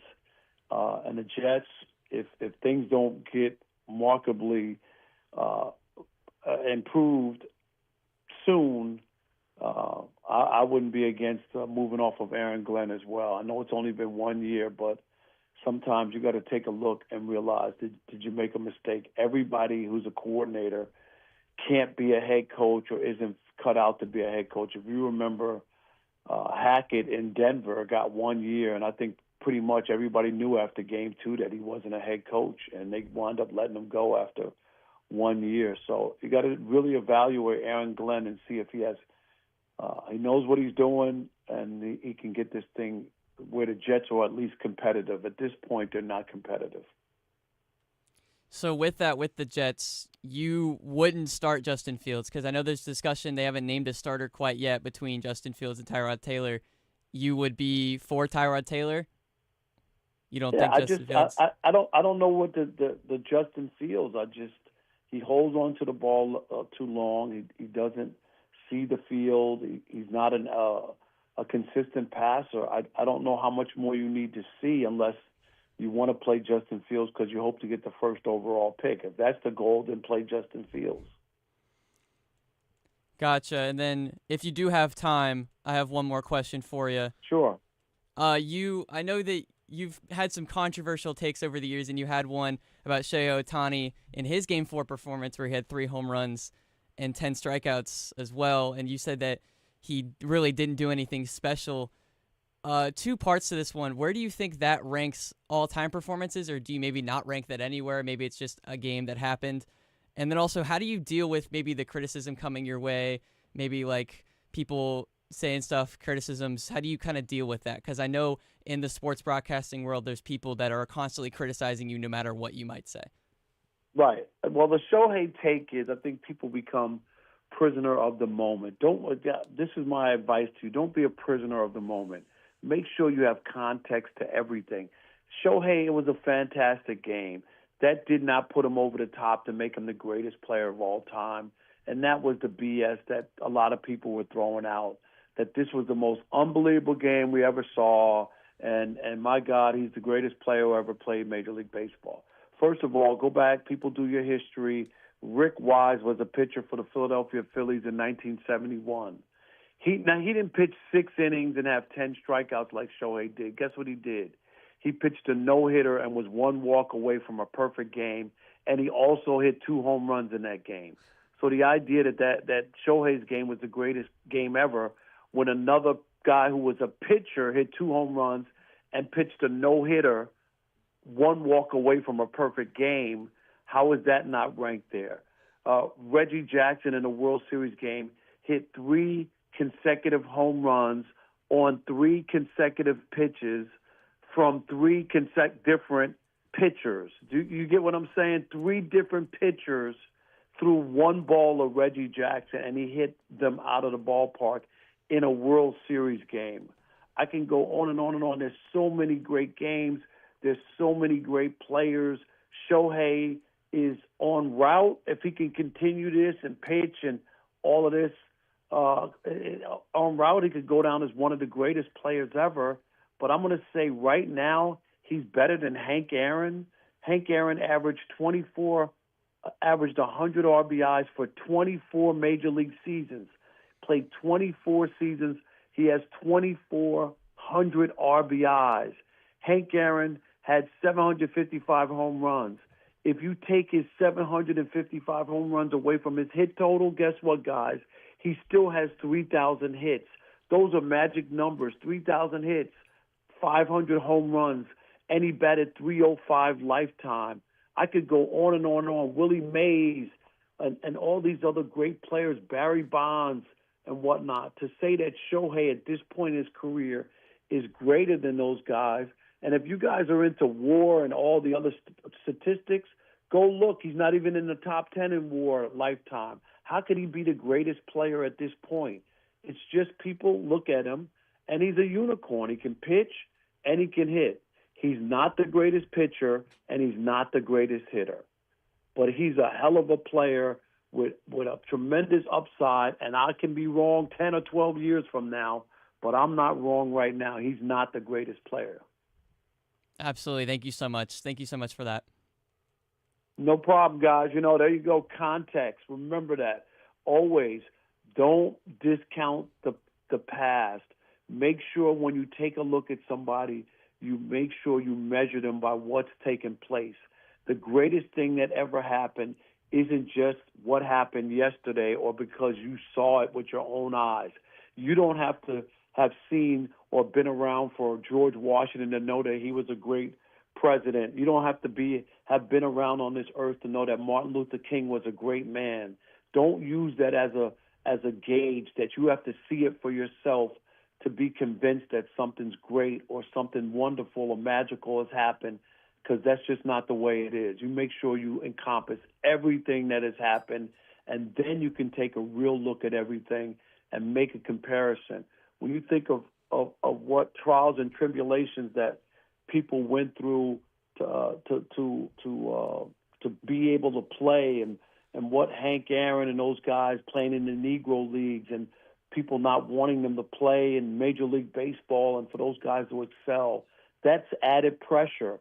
Shohei, and one last thing, when he had the 3 home runs in the 6 innings and 10 strikeouts, he was playing in the series that was 3-0 Dodgers. The Brewers weren't hitting. Every other pitcher had dominated the Brewers, right, going into that. Yamamoto pitched a complete game, and Blake Snell pitched 8 innings against them and didn't give up more than 1 run. And yet people were crowning it like he was playing in some Game 7 and the Dodgers were down and he hit 3 big home runs and it was against a juggernaut like the Brewers. None of those things were true. That's an easy game to play. You're up 3-0. There's no pressure at bats. There were no pressure innings. I just don't understand how that could be the greatest game ever. I completely agree, and you made me think of Don Larson's perfect game with that as well in the World Series. Thank you. And I should have said Don Larson's perfect game in a World Series. Come on, man. How could that not be better than Shohei's 6 innings and 10 strikeouts? I get the 3 home runs, 3 solo home runs, but my God, really a perfect game in the World Series? Yeah, that's immediately what I thought of, and I mean, I agree with you 100%. But thank you so much for your time. I appreciate it so much. Make sure everyone, you guys are tuning into FS1's Undisputed and also Fox Sports Radio, The Odd Couple with Kevin Washington and Rob Parker. Thank you so much again for your time. All right, guys. Have a great Saturday. You too. Thank you, Rob. And I believe that'll do it for our segment. We talked about football, and then also we had our interview with Rob Parker. Again, thank you so much for tuning in with us, Rob Parker, and also everyone tuning in with us right now to listen to that. And we're going to go to a break real quick. We're going to transition from the turf we're at MetLife, so it is turf. And then we're going to transition from there to the grass, or I guess, Toronto, I believe, also has turf. Yeah. So I guess the transition really doesn't work. But we're going to go over to the World Series right after this. From the gridiron to the field. Yeah. There we go.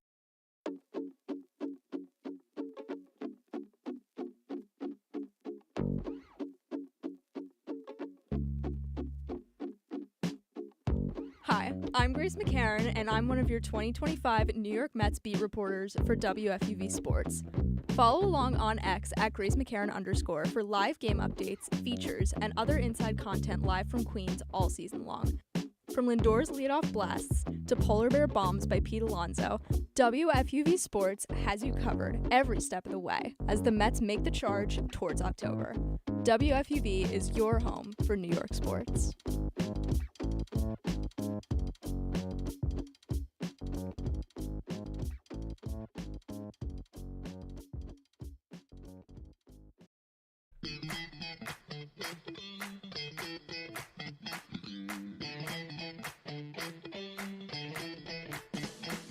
Hi, this is Ben Oppenheimer reminding you to tune in to New York's longest-running sports call-in show, One on One. Catch One on One live on the WFUV Sports YouTube channel every Saturday from 11 a.m. to 2 p.m. and then later on 90.7 FM from 11 p.m. to 2 a.m. We'll catch you next Saturday on One on One.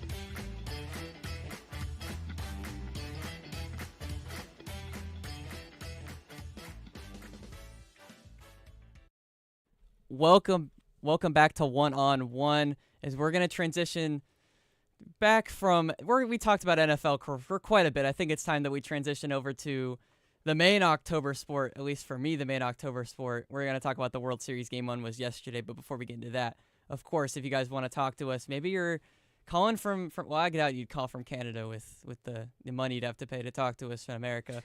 But if you are a Blue Jays fan or maybe a Dodgers fan, if you want to call in, the number was 718-817-2750. As we look back to World Series Game 1 yesterday, it seemed like the Dodgers might have had it. They were holding on to it quite a bit, but then the Blue Jays exploded for 9 runs. In that, I believe it was the 6th inning is when they exploded for those 9 runs and ended up coming back with it 11-4. As we just talked to Rob Parker, who was kind of on the other side of the ball. He predicted Toronto in 5, and everyone else was going with the Dodgers. But now this Game 1 with the Toronto scoring so many runs, it ended 11-4. Yeah. They kind of maybe have flipped that narrative for some people. I originally was thinking Dodgers in 6 because just of how dominant they were last season in the World Series, how dominant they've been basically this entire playoffs. I mean, they swept the Reds, which, I mean, it was the Reds. That final playoff team in the NL was Reds, Mets, whoever it was. They were going to get swept. Yeah. They beat the Phillies pretty dominantly. They swept the Brewers pretty dominantly. Well, not super dominantly, but their pitching was super, super dominant. But then they walk into Toronto, and they lose the first game, and they lose pretty badly, pretty handedly. I mean, it might have changed the narrative for a lot of people. I think maybe now it's a closer series. Yeah, I think going into this series, everybody said, if the Blue Jays can just get to the Yankee bullpen, I mean, not Yankee bullpen, excuse me for saying that. If they can only get to the Dodger bullpen. I mean, you're not wrong if the ALDS. Yeah. If they can only get to the Dodger bullpen, they can win the series. And like they did last night, Blake Snell had bases loaded and they took him out and they got to the Dodger bullpen and the game was close at the beginning. It was 2-2, and then in that one inning they scored 9 runs all against the Dodgers bullpen, and like we've been saying since probably July, the Dodgers bullpen does not have it. And so there you go. Dodgers blow game 1. They really need strong performances by their starters. Yamamoto tonight, and then would it be Ohtani game 3, I'm assuming, in LA?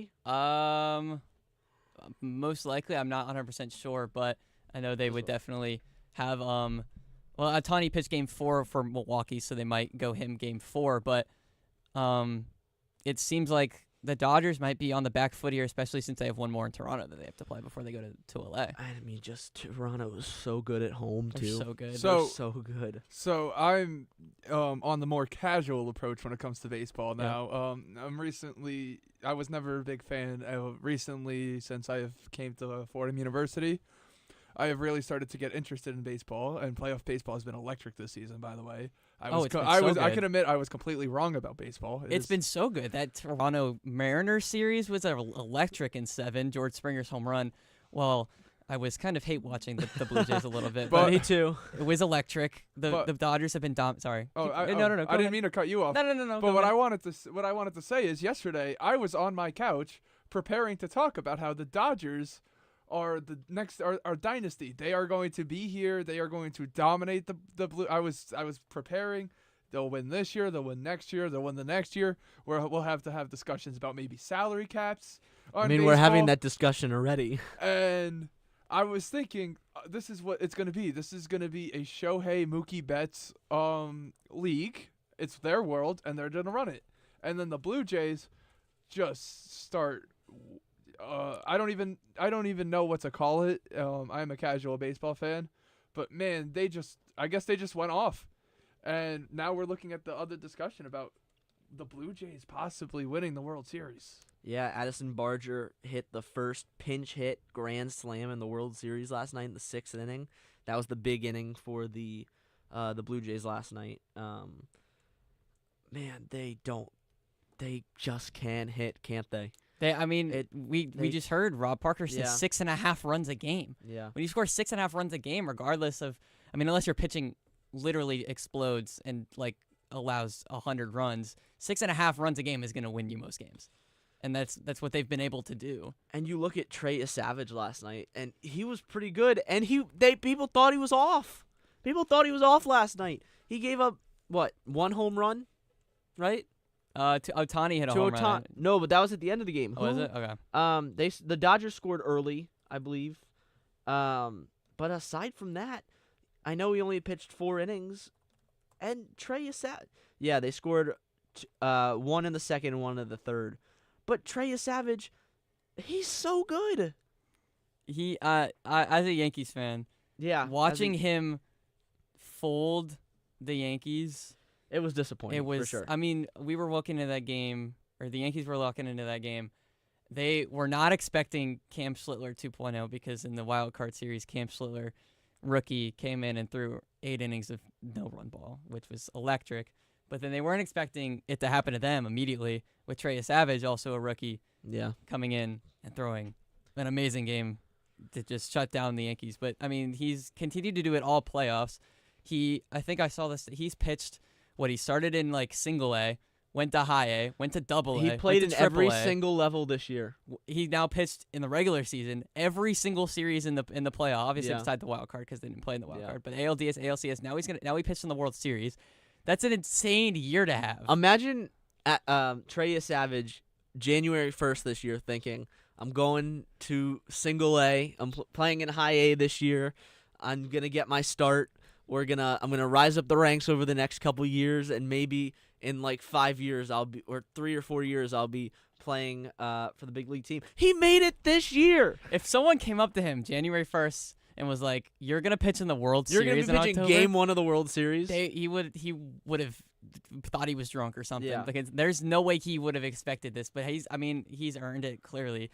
He's pitched amazingly all playoffs, and this Blue Jays team. Their pitching seemed to be the their one weakness, mostly their starting pitching, Yeah. because they just didn't have that depth. But they've been able to get a lot with Trey Savage and Yeah. Kevin Gausman and even Max Scherzer. in 40 years old. Max Scherzer even in the championship series. And isn't Clayton Kershaw also retiring this year too? Clayton, Yeah, this Clayton is his Kershaw's last year for retiring. the I know, that's- Dodgers. so- Do we think? I don't think he's gonna start a game. I really doubt it, especially with his playoff. It's actually he's known to be not great in the playoffs, but his playoff performance they're actually not I that remember bad. one time, I don't remember the exact year, but was it 2016? The Dodgers were in the World Series, or 2017 they were in the World Series. and I remember he was choking a little bit in that. He also had a big moment in, I think it was 2019 against the Nationals. He did not play well at all, and then the Nationals obviously went on I to win could the see World them Series. if they're winning, if they are gonna win the World Series. They could bring him in for a save, like they Or did with no, Walker they- Buehler.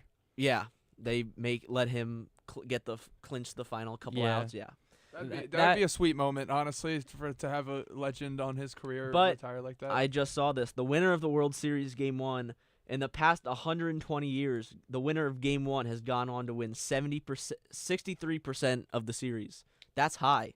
76 out of 120, and 24 of 30 in the wild card era. So, I mean, winning Game 1 obviously is huge, but whenever you have to take an account. Blue Jays were in the regular season 54-27 at home, yeah, but their road record's about 500. So that's insane. If the Dodgers can take, I think if the Dodgers can take Game 2, they will be set up very, very well. They most likely Extremely can well. win 2 straight in LA. Because they can win 2. If they even win 2 of 3 in LA, they're up 3-1, 3-2. If they win the first 2 in LA, they have the game winner in LA, or Yeah. they just have to win 1 of 3. Yeah. Or they're set up. I think the Dodgers are Game 2 is massive for the Dodgers. Oh, for sure. Tonight. It's huge for the Dodgers. If they don't win that game, they're pretty behind. Well, could you guys also see a scenario where maybe this is going to be a home series sometimes? Because sometimes that happens in sports in general. I've seen it in basketball a lot, but I always love a good home series where you see that the home team is usually always the one that wins. And I guess as a newer fan, I guess that's what I'm hoping for.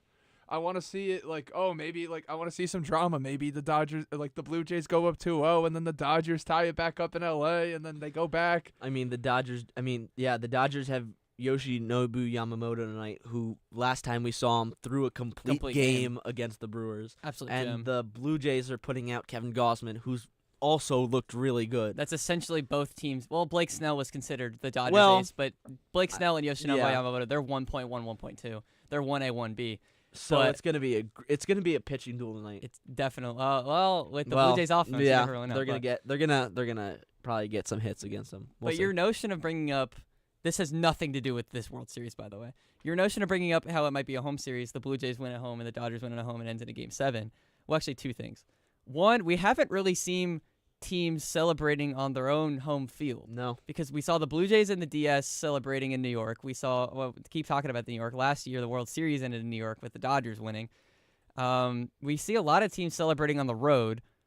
And if the Dodgers end up winning the World Series, likely would be in 6 or 7. Would it be celebrated? It would be celebrated on the road if they go back to Toronto. Yeah. Or if Toronto keeps being dominant, they'd be celebrating in LA. We've seen a lot of teams winning on the road, and personally, I'd rather have the team win at home just so their home fans can have that experience, but then completely different from this.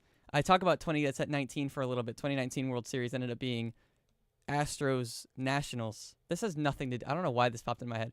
It is actually the opposite of a home series. It's a complete road series. The Nationals did not have home field. The Astros had home field advantage. The first 2 games were in Houston. Nationals took both of those. The next 3 were all in Washington. The Astros swept the series in Washington. Yeah. The Nationals went back to Houston on the ropes and won the next 2 in Houston. So the road team won in the World Series that year, and I thought that's a really interesting fact just to bring up. But obviously, that has nothing to do with this World Series. I thought this was crazy also. So obviously, the last 2 years, the home team has not won the World. The home team has not clinched the World Series on home ground. Dodgers won last year at Yankee Stadium. The year before that, the Rangers won in Arizona. Before 2022, when the Astros beat the Phillies at home, the last time the home team won the World Series on home field was in 2013 with the Red Sox. 2013? 2013. I remember my grandpa went to that game and he came home happy because he was a Red Sox fan. 2013. 2013, Really? yeah. Okay, Red Sox fan. Hold on, we need to address that in a little bit. 2013. 2013, yeah. Well, I'm thinking about past World Series that I remember because I know 2016. Atlanta beat Houston in Houston. The Dodgers beat the Rays. That was the COVID year, so it was neutral. Yeah, it was. Nationals beat the Astros in Houston. The Red Sox beat the Dodgers in L.A. The Astros beat the Dodgers in L.A. The Cubs beat the Indians in Cleveland. Mm-hmm. And the Royals beat the Mets here in Queens. The Giants beat the Royals in Kansas City. And the Red Sox beat the Cardinals at home. Wow. Oh my, that's crazy. So no team has won at home in the World Series since 2013. No, since 2022. But it's only been twice. Oh, okay. Okay. So before 2020, yeah, okay. Yeah. But still, that is a very interesting thing to see because I guess now the World Series is just straight up depression for people because you're watching another team lift the trophy that you wanted. Yeah, to that win. wasn't very fun last year as No. Yankee fans. Did you go? No, I was watching it on TV. But The only game I considered going to was Game 4. I was outside the stadium, but the ticket prices were like $800. That's insane. I'm in college. I can't do that. And then we're a little off track, but that's okay. I was texting my mom, actually, because, again, I'm from South Carolina. So she was in South Carolina, and I was obviously here in my dorm watching the game. And I was texting her. We were making plans to go to L.A. Yeah. To go watch, like, Game 6 or Game 7 in L.A. And that never happened, unfortunately. Yeah, and then, all that happened. But back off the Yankees, back to the Dodgers and the Blue Jays. Before we wrap it up, I just want to hear predictions from you guys. I had the prediction Dodgers in 6 before the Blue Jays won. I'm going to stick with it just because, like Rob Parker said, he doesn't want to bounce around. I'm going to follow him. You know what? I think... Which, again, by the way, that would make the Dodgers winning in Toronto, which would be the road team again. I think... You know what? I'm rooting for drama. I'm not I'm not a Dodger fan. I'm not a Blue Jay fan. I'm rooting for drama. Give me the Blue Jays at home, Game 7. Let's go. That's fair. What do you think? I think the streak continues. I think we will see a Game 7, and I think we will see the Dodgers hoist the trophy on foreign soil. On foreign soil. And the MLB will try and implement a salary cap after.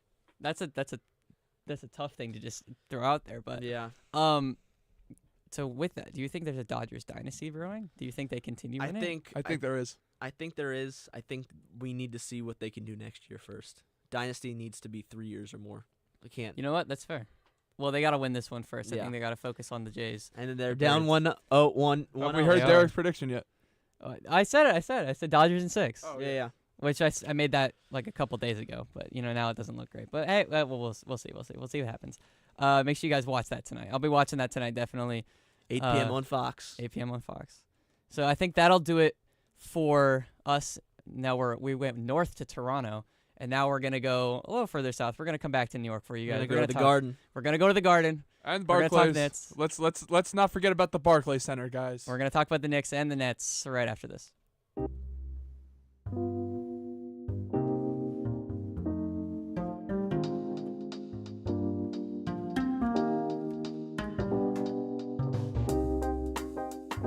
I'm Kurt Sippel, telling you to tune into One on One, New York's longest-running sports call-in show. Catch us live every Saturday on our WFUV Sports YouTube Live from 11 a.m. to 2 p.m. and later on 90.7 WFUV from 11 p.m. to 2 a.m. We break down the week's latest headlines with our collection of tri-state area beat reporters, along with interviews with your favorite athletes and media personalities. WFUV is your home to talk all things New York sports.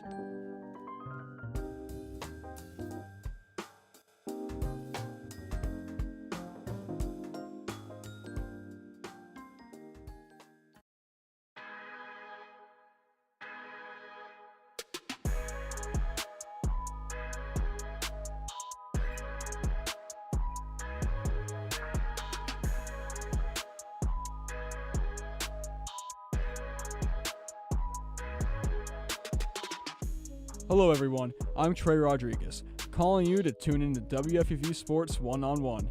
New York's longest-running sports call-in show. We're live every Saturday on YouTube from 11 a.m. to 2 p.m. and later at night on 90.7 FM from 11 p.m. to 2 a.m. We cover the latest news in the sports world with our wide range of beat reporters, as well as exclusive interviews with your favorite athletes. We'll see you next Saturday on One on One.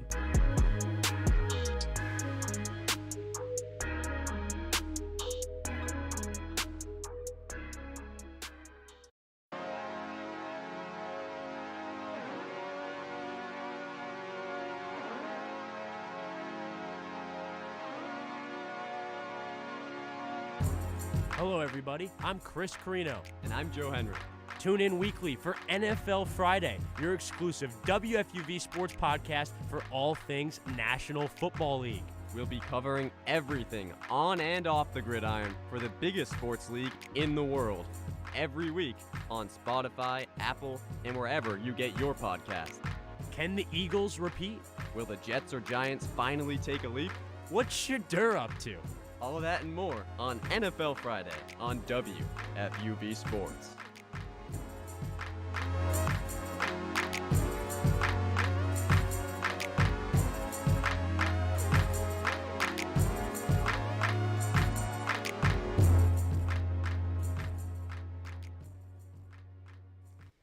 Welcome back to One on One as we transition from football to baseball. Now we're going to basketball.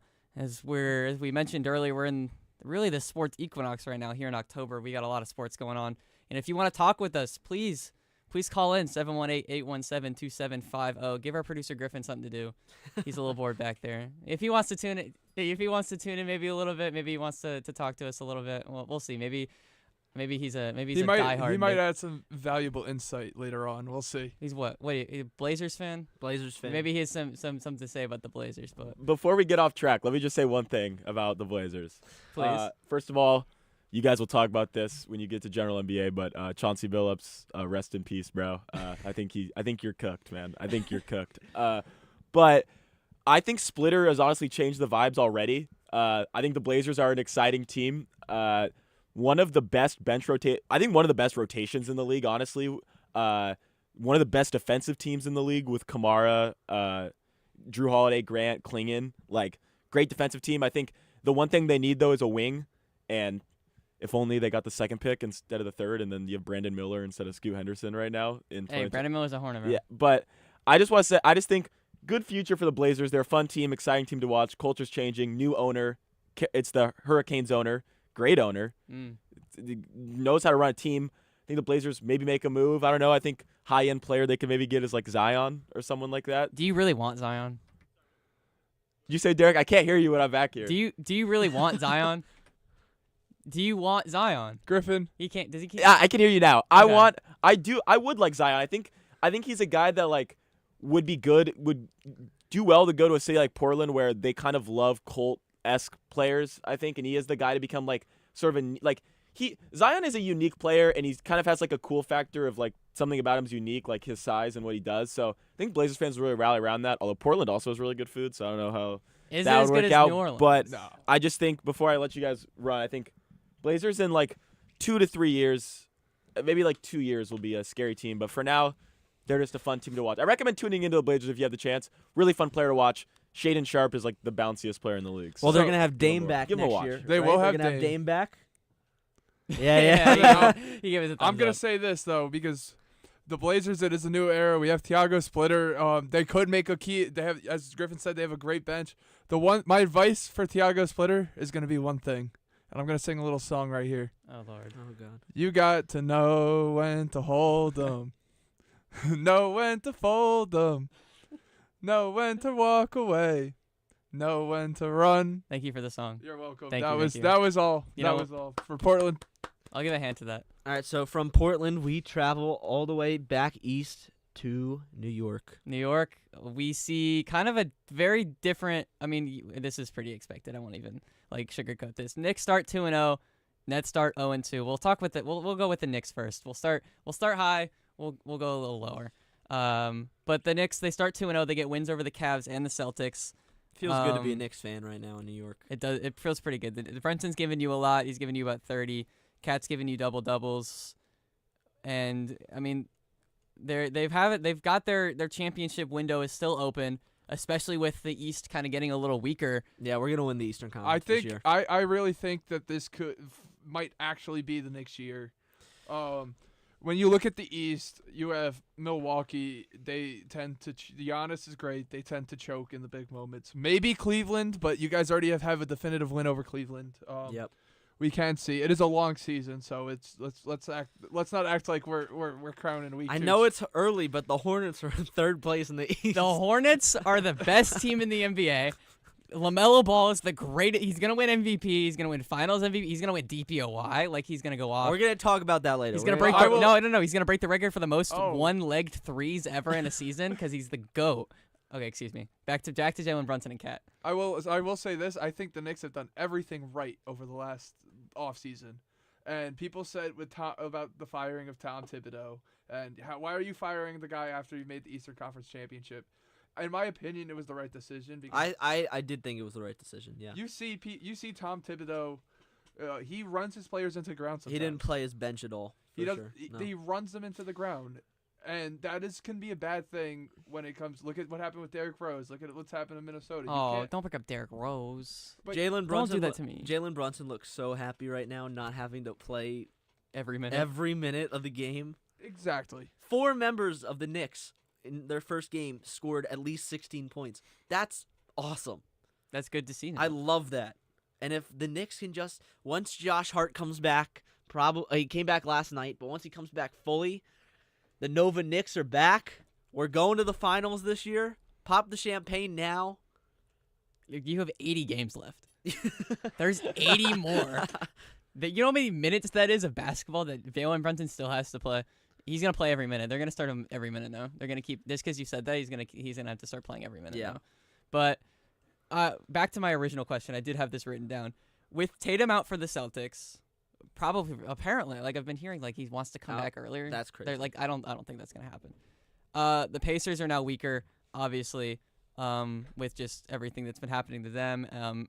A lot of the teams in the East are really weak. Obviously you believe the Knicks rank number 1. Where I could see. What's their floor though? I see them in the top 5. I think their floor is the top 5. I think their floor is top 3. I mean, you've got the Magic. The Magic are going to be pretty good this year with Paolo and that team. That is another one, and Detroit as well. And they have a fire song. Orlando Magic. Sorry, the I won't sing either. The Cavs look really good. The Cavs. I know we beat them on opening night, which was nice. The Hornets look really good. Yeah, of course the Hornets look. The Bucks look good.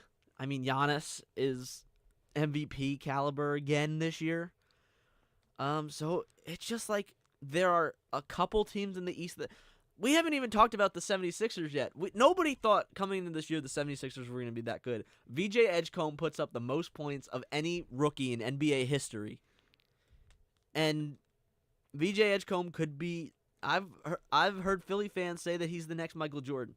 I don't know if that's true, but there are some of my friends who are from Philly have said that he is the next Michael Jordan. I don't think that's accurate. That sounds like a little bit of a Philly delusion. It's definitely a Philly thing to say, but go ahead. It's one of my favorite things in sports. I'm not gonna lie. A Philly delusion is one of my favorite things in sports because we'll go back to the Eagles, but when they were so mad to start the year, those fans. And I'm like, guys, you're 4-0. Calm down. And then last year, they signed Paul George, and last year was a disaster when it came to the 76ers.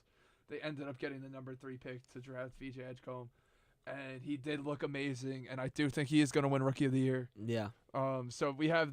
I will say that I'm a little hyped to see the Eastern Conference race, especially for the Knicks, because I think the Knicks, when you look at it right now, the Knicks are the most experienced. They're the most complete team in the East. And one thing the Knicks haven't had, I would say, the last maybe year or 2 years they've had it, but before that, they didn't really have an identity. Now they do. All of the Villanova players coming, Brunson, Bridges, Hart. I mean, I loved DiVincenzo when he's gone now. We'll see you'll see that commercial air at March Madness every. Yeah. But I mean, you have an identity now. And the Knicks before was it worth breaking up the Nova Knicks for Karl Anthony Towns? Yeah, I mean, Karl Anthony Towns is amazing. He's awesome. Yeah, I mean, he averages a double. He's scoring he's pretty equal with Brunson every night, 25 at least. But I mean, the Knicks definitely have their identity now, and they're definitely the team to watch. For sure. I think in the East. I mean, yeah.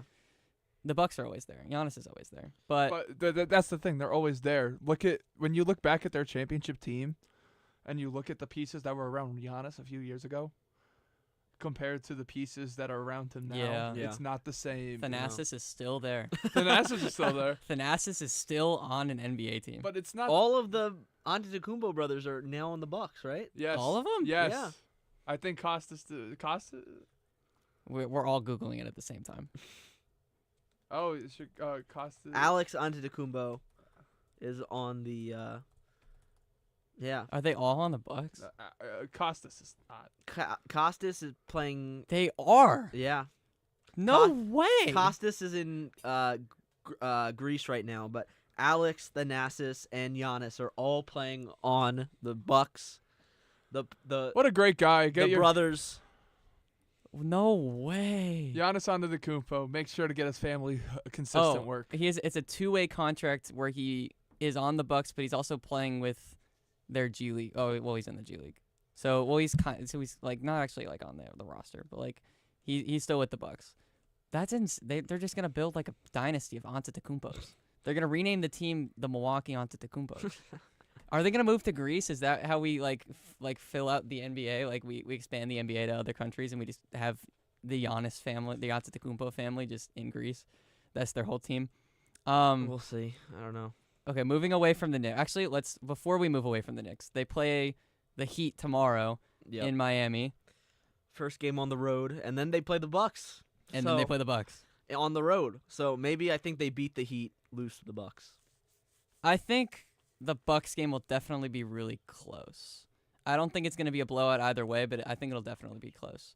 But as we move now over to Brooklyn, we're going to move over to the Nets. They start the exact opposite as the Knicks. As the Nets start 0-2 their first game against my Charlotte Hornets.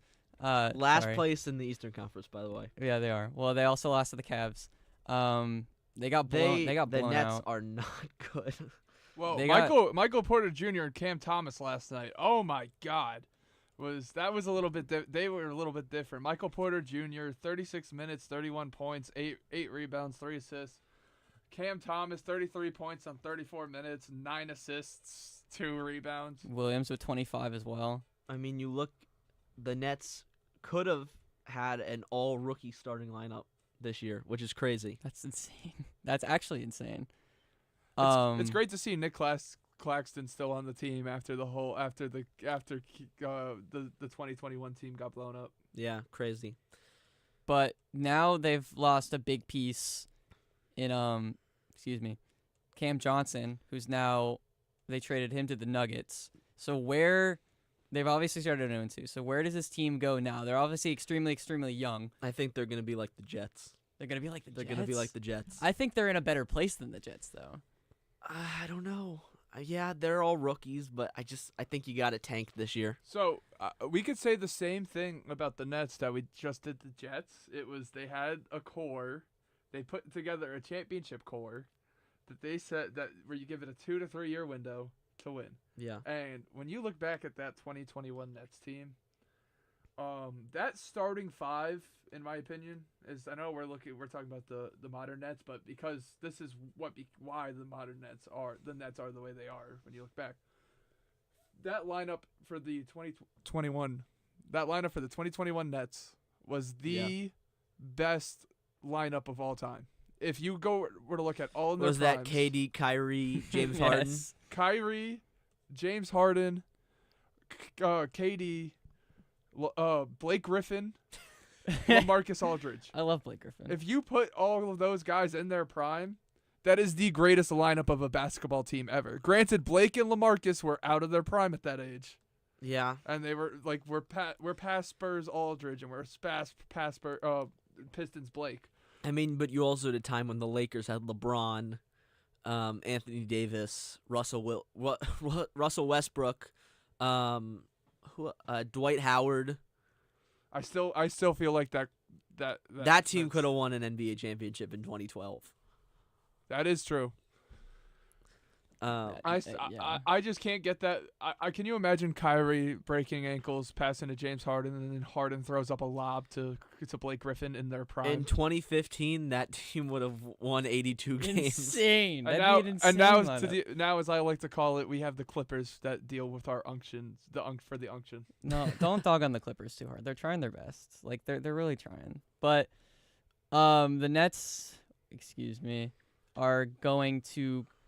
Oh Lord, they're going to San Antonio. But the Nets went all in on a window 4 years ago, and it didn't pay off. It did not pay out. It did not pay out at all. And you know what's crazy? If Kevin Durant's foot is just like maybe an inch, like a foot smaller. If KD was just a little shorter and his feet were a little smaller. If KD's foot was, they're going to the finals. They are winning. They have a championship. I think they have a championship. That's bold. I don't know. I don't know if they would beat the Suns, but I think they would have beaten the Hawks in the Eastern, and I think they would have beaten the Suns that year, which is ironic because guess who also blew up that Suns team? Kevin Durant. Kevin Durant. Which Kevin Durant is now. Kevin Durant is now in Houston, and they are playing the Nets on Monday. So little reunion. But before that, the Nets play in San Antonio tomorrow. They play the Spurs, which. Travis we'll talk about when we'll talk about as a Spurs fan. We'll talk about we'll talk about that next. We'll talk about Wemby. We'll talk about Wemby in a little bit. We'll talk about Wemby in a little bit because Wemby. I won't even get into it. I won't even get into it yet because Wemby was genuinely insane because he's the future of the NBA. Like look at him. But for this Nets team, we just did the Knicks ceiling and their floor. We said their ceiling was 1, their floor was about 3 to 5. Yeah. The Nets. Floor 15. Is it a possibility that they even make a play in? No way. Not even a possibility. No way. Not even a small. No. Not even a sliver. You've got the Bucks. Will make the playoffs. You got the Knicks are gonna make the playoffs. The 76ers could have a chance now. I saw you skip the Hornets though. The Hornets have a chance. No, they don't. The Bulls potentially. The Bulls are playing. The Raptors are playing. The Hawks have a chance. The Magic will probably be in the top 3. The Heat have a chance. The Cavs have a chance. The Pistons are probably top 5, top 6. Mm-hmm. The Pacers made it to the NBA Finals last year. Mm-hmm. The Celtics made it to the NBA Finals 2 years. The Celtics are very different. The Celtics, this is a very weird year for the Celtics. The Nets are, if they don't come in 15th in the East, they're coming in 14th. You know what? Fair. I will say one thing. To quote another man that might be responsible for the Nets' hole that they are currently in, anything is possible. Anything is possible. They could make the play in, but anything is possible. Kevin Garnett. Yeah, but it's the Nets though. Yep. But I think that'll do it for us in New York, as we're gonna transition. Honestly, everywhere. We might have Griffin back on to talk about Portland. I'm gonna talk about Charlotte a little bit. We're gonna have some San Antonio, but we'll get into that in just a little bit. Yep.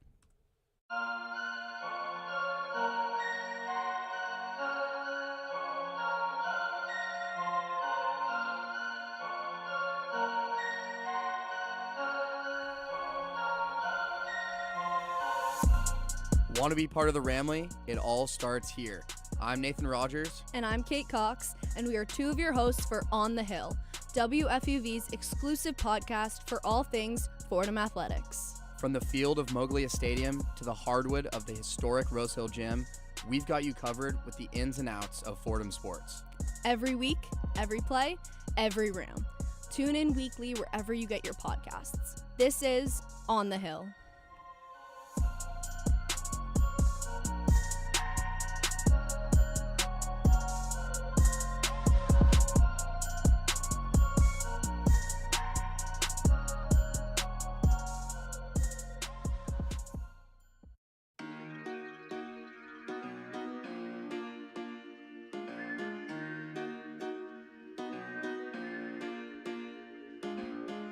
Hey everyone, it's Lydia Perner. And Grace McCarran. And we are 2 of your hosts for 5 on 3. WFUV's best, if only, hockey podcast. With all the storylines in the tri-state area, you won't want to miss an episode. How will Matthew Schaefer fit in with the Islanders? And will the Rangers have a bounce-back season under Mike Sullivan? Finally, will the Devils be able to stay healthy and hit their full potential? Stick with us all season for all things NHL and Will Cooley updates on WFUV Sports.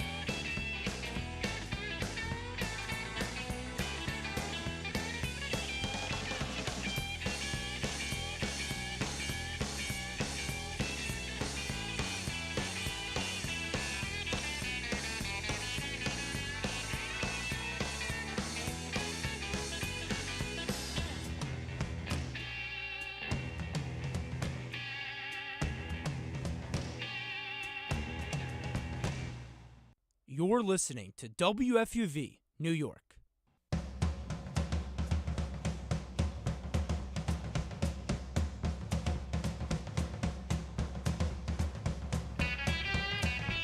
Welcome back into one-on-one as we transition even more into the hardwood. As if you guys want to call in, talk about your favorite NBA team, maybe they just played 2 games and won them both. Maybe they're 0-2. 718-817-2750. Or maybe the Hornets. Or the Hornets. I'd be very happy if I had a Hornets fan to talk to me. 718-817-2750. Once again, for you guys, if you're a Hornets fan, please. We don't actually exist. I think for this segment, I think we got to start with the Spurs. Oh, 100%. We have to talk about the Spurs. Please, Travis, please go ahead. Guys, it is happening. America is currently under siege right now. We are being taken over by the French. I found who robbed the Louvre. It's actually Wemby. He just reached his hand into the window because he's 7'5". And Wemby is here to take over the league and take over all of America with the way he plays basketball. Because did you see that Mavericks game the other day? He had 40. Yeah, he had insane. 40. Oh, And by the way, hold on quickly.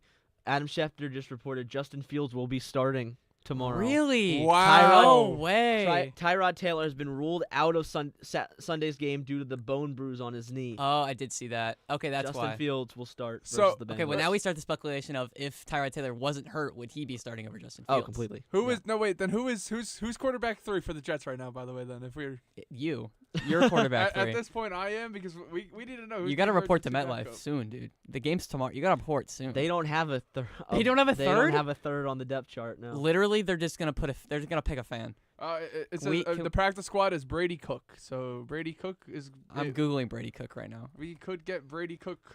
We could get Brady Cook. He looks in like Blake Griffin, but Yeah. skinny.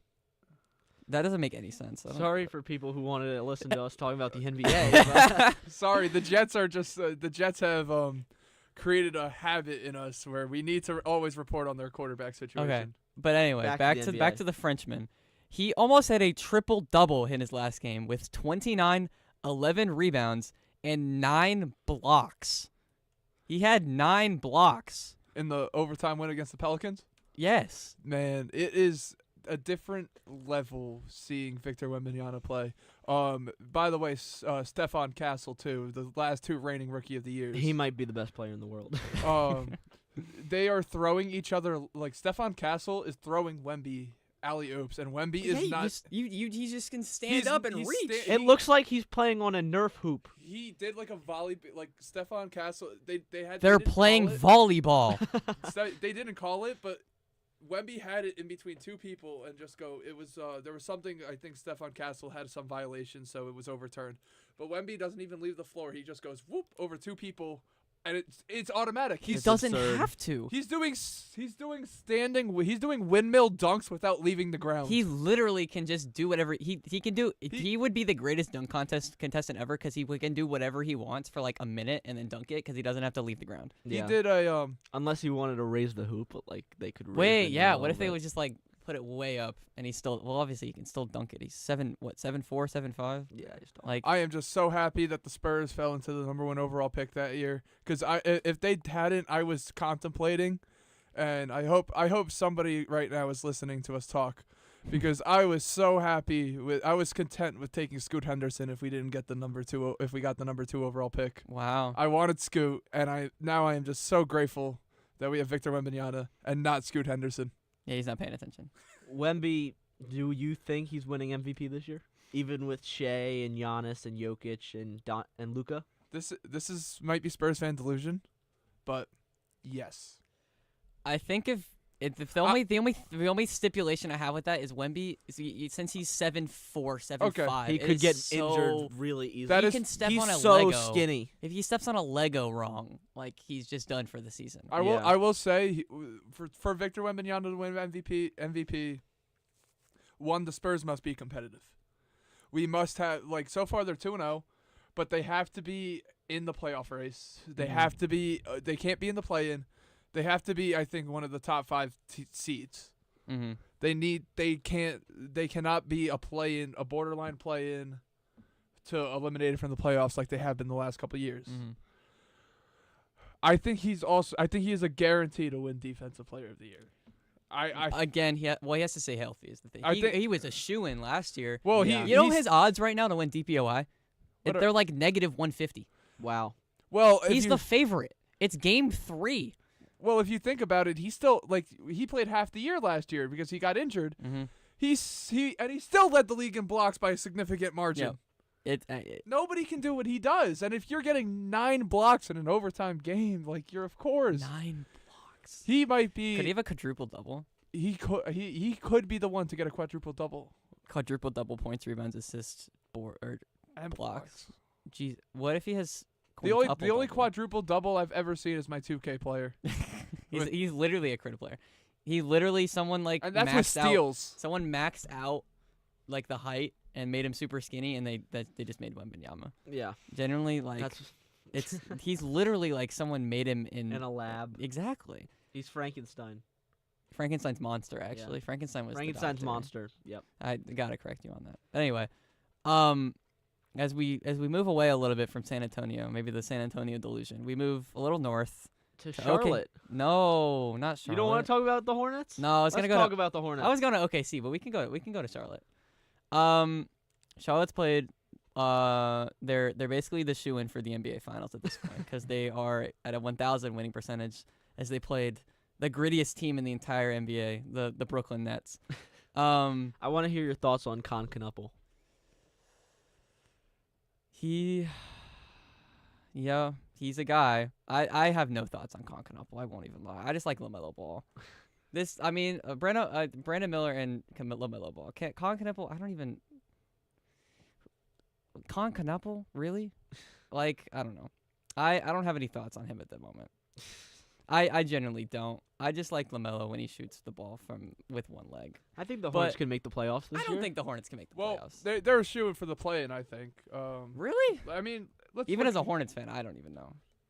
I genuinely have no faith in them ever, because I also don't remember the last time they were good because they're never good. They're never good. They're never good. I think the last time they made the play-in was like 2016. Is that true? I think so. Jeez. Maybe it was 2020. They made the play-in recent. They made the play-in, not the play. They made the play-in in 20. Last time they made the 21. playoffs was 2015. Yep. But they made the play-in in 2021. Really? Yeah, but like they were the 10th seed, and I think they got knocked out. Like 21-22, they had a 43-39 record. They had a winning record. Yep, sounds about right. That's like the best that the Hornets have ever done. And then they had room to there was room for improvement, and they just have not improved. And then they didn't. That seems to be the story behind Michael Jordan and the Hornets. And then the next year they win 27 games. Yeah, that's typically how the Hornets do it. The Hornet that like the little Hornet that could. Yeah. What's the farthest the Hornets have ever gotten? The semis. Yeah, the semis. Yeah, they've never made a finals. I know that. They've made the Eastern Conference semifinals 4 times. And they lost all of them. Yeah. The Hornets. 02, 01, 98. I started watching the Hornets when they were the 93. Bobcats. They were the Bobcats, and then they switched to the Hornets, and I think they switched back to the Bobcats and then back to the Hornets. It was Hornets, Bobcats, Hornets. Yeah, Hornets, Bobcats, Hornets. They didn't switch back? Okay. No. New Orleans was the Hornets for a while before they became the Pelicans. Yeah, there's a lot of Hornets, and none of them were good. But let's move away from the Hornets, actually, because there's really not much to talk. They've played one game. They played fine. But, actually, they scored like 130. But as we move west a little bit over to OKC, they've had a lot of more enthusiastic, I guess, games.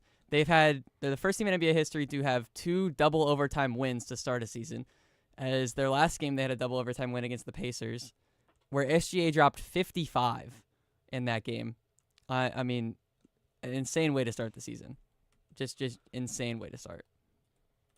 I think they're gonna win back to back. You really think they go back to back? Yeah, I think they're under Adam Silver. I don't think a team has gone back to back at all. Right?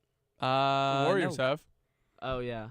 Well, yeah, they did. KD's too. They beat the Cavs 2017 and 18.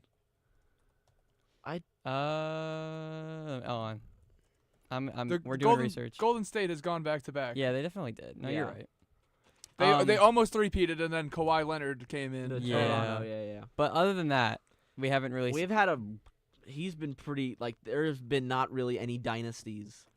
No. Outside of Golden State. Yeah. But the thing is, the Thunder, they built up so much draft capital, and they're so young. What year did the Adam Silver era start again, by the way? He became the commissioner in 2014. Okay, so look at this. So the first 4 years of Adam Silver's reign of a commissioner. Reign? Yeah. Spurs, Warriors, Cavs, Warriors. The Cavs and Warriors had 4 finals in a row. We had 4 the entire time I was in middle school to my freshman year of high school was all Cavs Warriors series. For the finals. Cavs, Warriors, Cavs, Warriors, Cavs, Warriors, Cavs, Warriors. It was a given at a certain point in time. Yeah. You knew that the Cavs were going to run through the East and the Warriors were going to run through the West. And then the Warriors still made the finals that next year. So you had the same team kind of make the finals 5 years in a row, and then you had the same 2 teams playing 4 years in a row. So once the 2020s came, I guess Silver was like, I am done with this. Yeah, Lakers, Bucks, Warriors, Nuggets, Celtics, And Thunder. Are the Miami Heat the only team to make the finals twice this decade?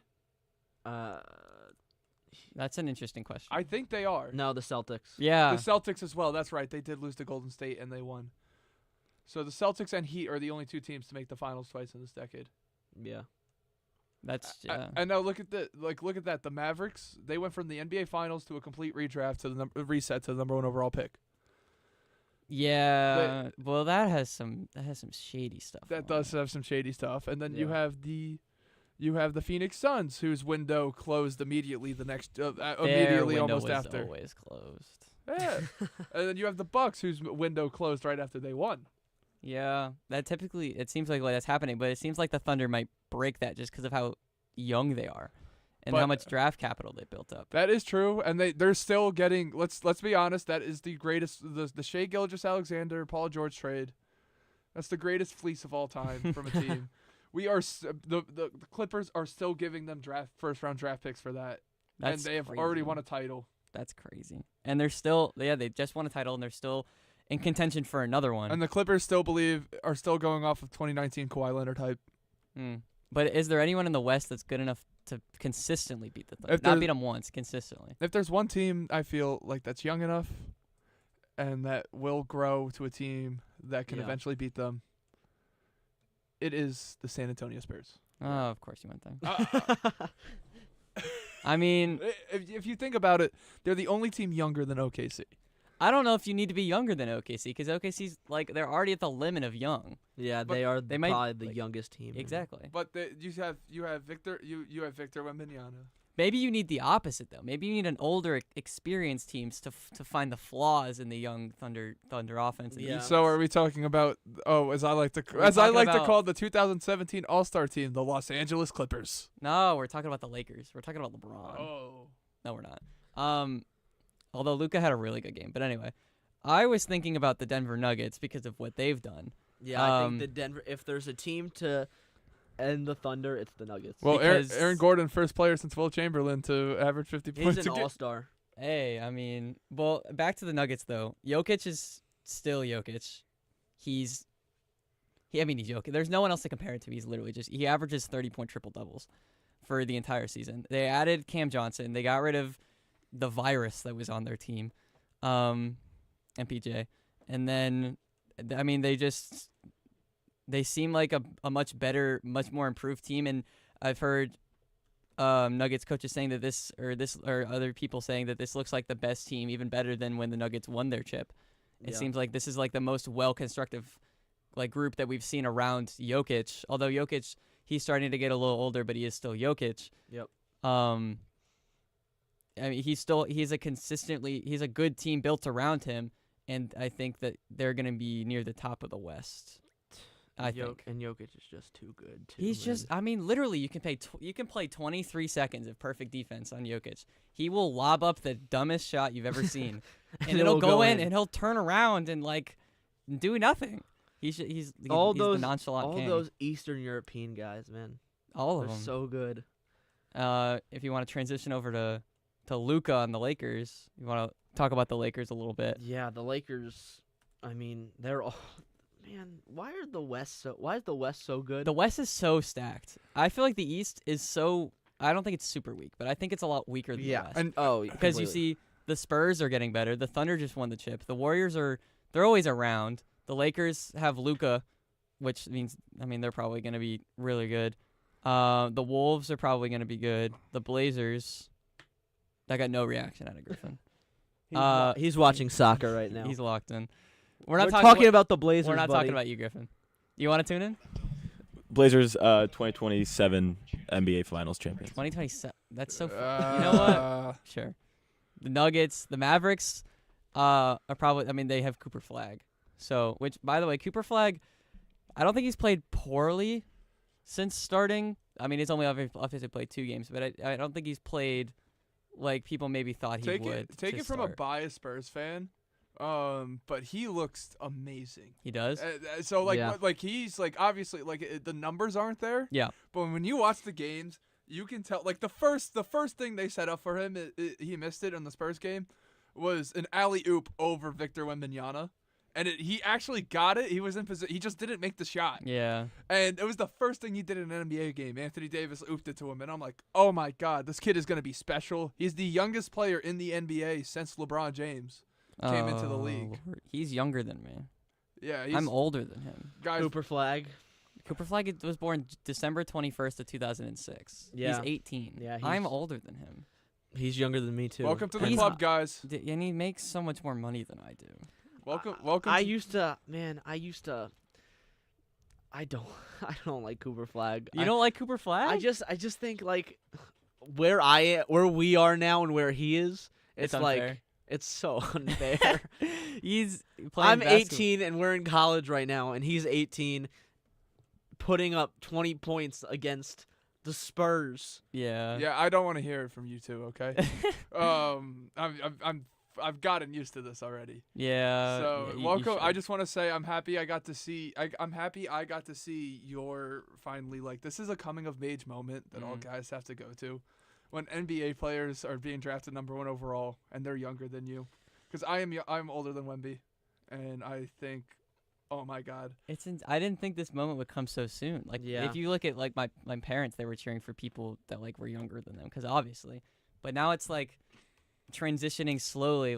Get used to it, buddy. It's so weird to have professional athletes that you can cheer for that are younger than you now. People I look up to that play well, and they're I'm drafted. 18. Somebody who's 18 or 17 could say or 19 could say I'm drafting Cooper Flag on my fantasy team, and probably 4 years ago Cooper Flag was in that same exact position. Freshman in high school. Yeah. Someone in Cooper Flag's class last year, who this year is now a sophomore in college, because obviously Cooper Flag left, could draft him. Yeah. They could have this is insane. That's genuinely insane. Yep.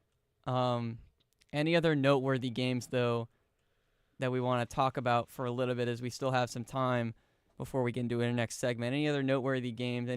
Steph Curry's looking like he's unstoppable again. Every single year. He does it every year. Steph Curry, I love the growth because when I was younger, Steph Curry was so hated because of the Warriors and the oh my God, we have to watch this team 5 years in a row, 5 finals in a row. 30-plus foot fourth quarter game-winning three-point shot. And then he puts up 35 in a loss to the Yeah. Trailblazers. Yeah. Does anyone want to talk about that? Does anyone? Griffin Stevenson, perhaps? Denny breakout game. Denny is amazing, but honestly, the Warriors' schedule, their opening was kind of hard. Like, look at their schedule. They played a lot of games to start. Yeah, they're the only team to have played 3 already. Yeah. But that Warriors, I mean, Steph Curry's always going to be Steph Curry. But we'll just have to see how they, continue with their schedule and everything like that. But we're going to move in later. We're going to continue. We're going to stay with the NBA. We're going to continue with the NBA. We're going to look forward. We're at the beginning of the season. We're going to look forward to the end of the season. Maybe do some predictions that are we're going to be put on TikTok in a couple months about how horrible we were when we predicted that the Spurs were going to make the finals and they end up in a play-in spot. And we're going to talk about the big scandal that just broke. And we in are the going NBA to talk too. about that So. right after this break.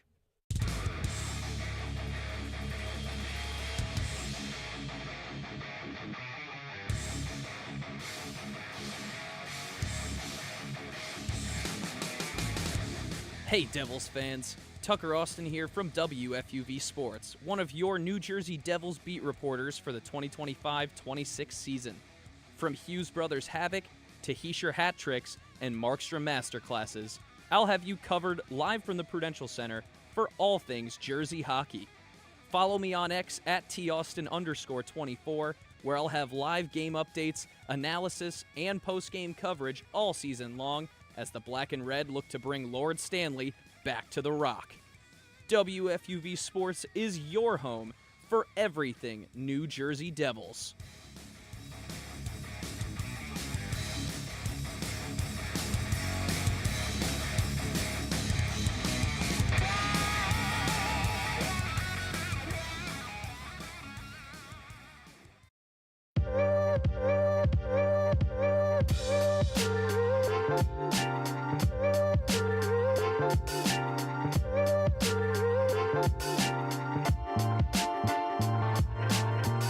Hi, I'm Ashley Went, one of your hosts for FUVFC, WFUV's best, if not only podcast for all things soccer. From insight from beat reporters for all of New York's soccer clubs to breakdowns of all the major leagues and events from the international pitch to right here in the States. Tune in weekly as we discuss all things soccer on Spotify, Apple, and wherever you get your podcasts. See you next week on FUVFC, a product of WFUV.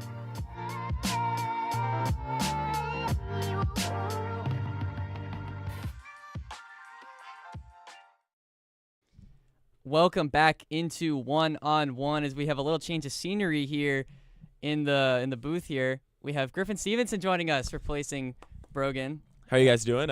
There's a reason I'm in here as the resident Portlander, and it's because things are going down right now in the NBA, and it started with morning raids, early morning raids at the residence of Chauncey Billups, Blazers head coach. Apparently in some it's not sports. Well, so it's weird. If you guys aren't familiar, there was basically this FBI sting, and there was Terry Rozier, but those are actually two separate cases. Do you guys know that? Nope. I think Terry Rozier was for betting on himself, and I think Chauncey Billups is because he was running like a crazy, or was a part of running some crazy underground like scam gambling thing where they said they found like poker tables that had like X-ray scanners in it. What? So it would like when you put your cards like face down, Yeah. it would read the card. It would like see what cards. Also like when you do the flop. Yeah. So they could see what cards are in the flop. What? And just like rig. And he hosted games at like they're saying Kylie Jenner's house. I know Kevin Garnett was linked to some of this stuff. I don't know. I think It's uncut gems in real life. Yeah, I think it's gonna be big. Honestly, Brian Windhorst of ESPN has reported that Terry Rozier, for his online thing, the league apparently knew about it, and that's why he was hurt for half of last season. They were just like silently suspending him. So I don't know. The question I want to pose to you guys is, I was saying this before the show. I mean, is Silver. I don't know if Adam Silver survives this whole thing because I think we're witnessing. I think this wasn't just like a isolated, or this wasn't like, oh, boom, that dropped. This is bad. All right, we'll eventually forget about it. I think this is like I think this is gonna be the start of like. There's definitely gonna be more information revealed and more to come. Yeah, this doesn't feel like it's like a whole entire quiet. Oh, this doesn't feel like it's an entire like. This has been happening for a while. Like, we found out that this is not a new thing. Like, they've been investigating this for a while. Adam Silver has definitely heard some rumblings for a little bit. Yeah, no, I mean, he's had a pretty good tenure. He's had a pretty good tenure so far. I don't know. I think that he's been in the hot seat a little bit. I think Adam Silver, because I mean, there's been some stuff with him like with the like just random stuff that people maybe don't like him a ton. I've heard people like hate on him like way too much about stuff. But I mean, if this comes out as something that's like they've known about it for a while and stuff like that, I think it definitely turns into something a lot bigger. And especially if the NBA has known about this, as I pull up a headline that says Chauncey Billups could have been blackmailed by the mob, I mean, that turns into something even bigger, like something that could be insane, like for even outside the NBA. Well, I mean, I would imagine if you're running in these like crazy celebrity or like high stakes like private poker tournaments, there would be some shady characters, we could say. And if mafia movies have taught me anything, it's that guys that are in organized crime really don't take kindly to being scammed or fooled around. So I don't know. It's just such a. I mean, it's a stain. It's a stain for sure right now in the league. I think we're seeing it where ESPN like removed their. Do you guys see that when they were talking about the controversy? They underneath was like the little banner, and it was an ESPN bet ad. They just removed it while Dan Orlovsky was talking. Really? He was like, "We understand. We promote gambling now. We understand it's more mainstream. Yeah, we understand that." And the entire ticker was down there, but it said ESPN bet, and they just removed it. I think you got to be able to. I honestly think, and this might be controversial, if you're there, I think you can't put the rabbit back in the hat, if you will, of like sports gambling has already come out. It's like I bet California still hasn't legalized it. I found out the hard way when I went to California actually 2 weeks ago. Guess what? Me too. Because I went to California. Can we talk about California is a weird state with their rules, because I went there and I was like, okay, so you can go to a convenience store or a grocery store and they have like copious amounts of hard alcohol that you can buy. You don't have to go to a liquor store to buy hard alcohol, but then you can't buy flavored Zins.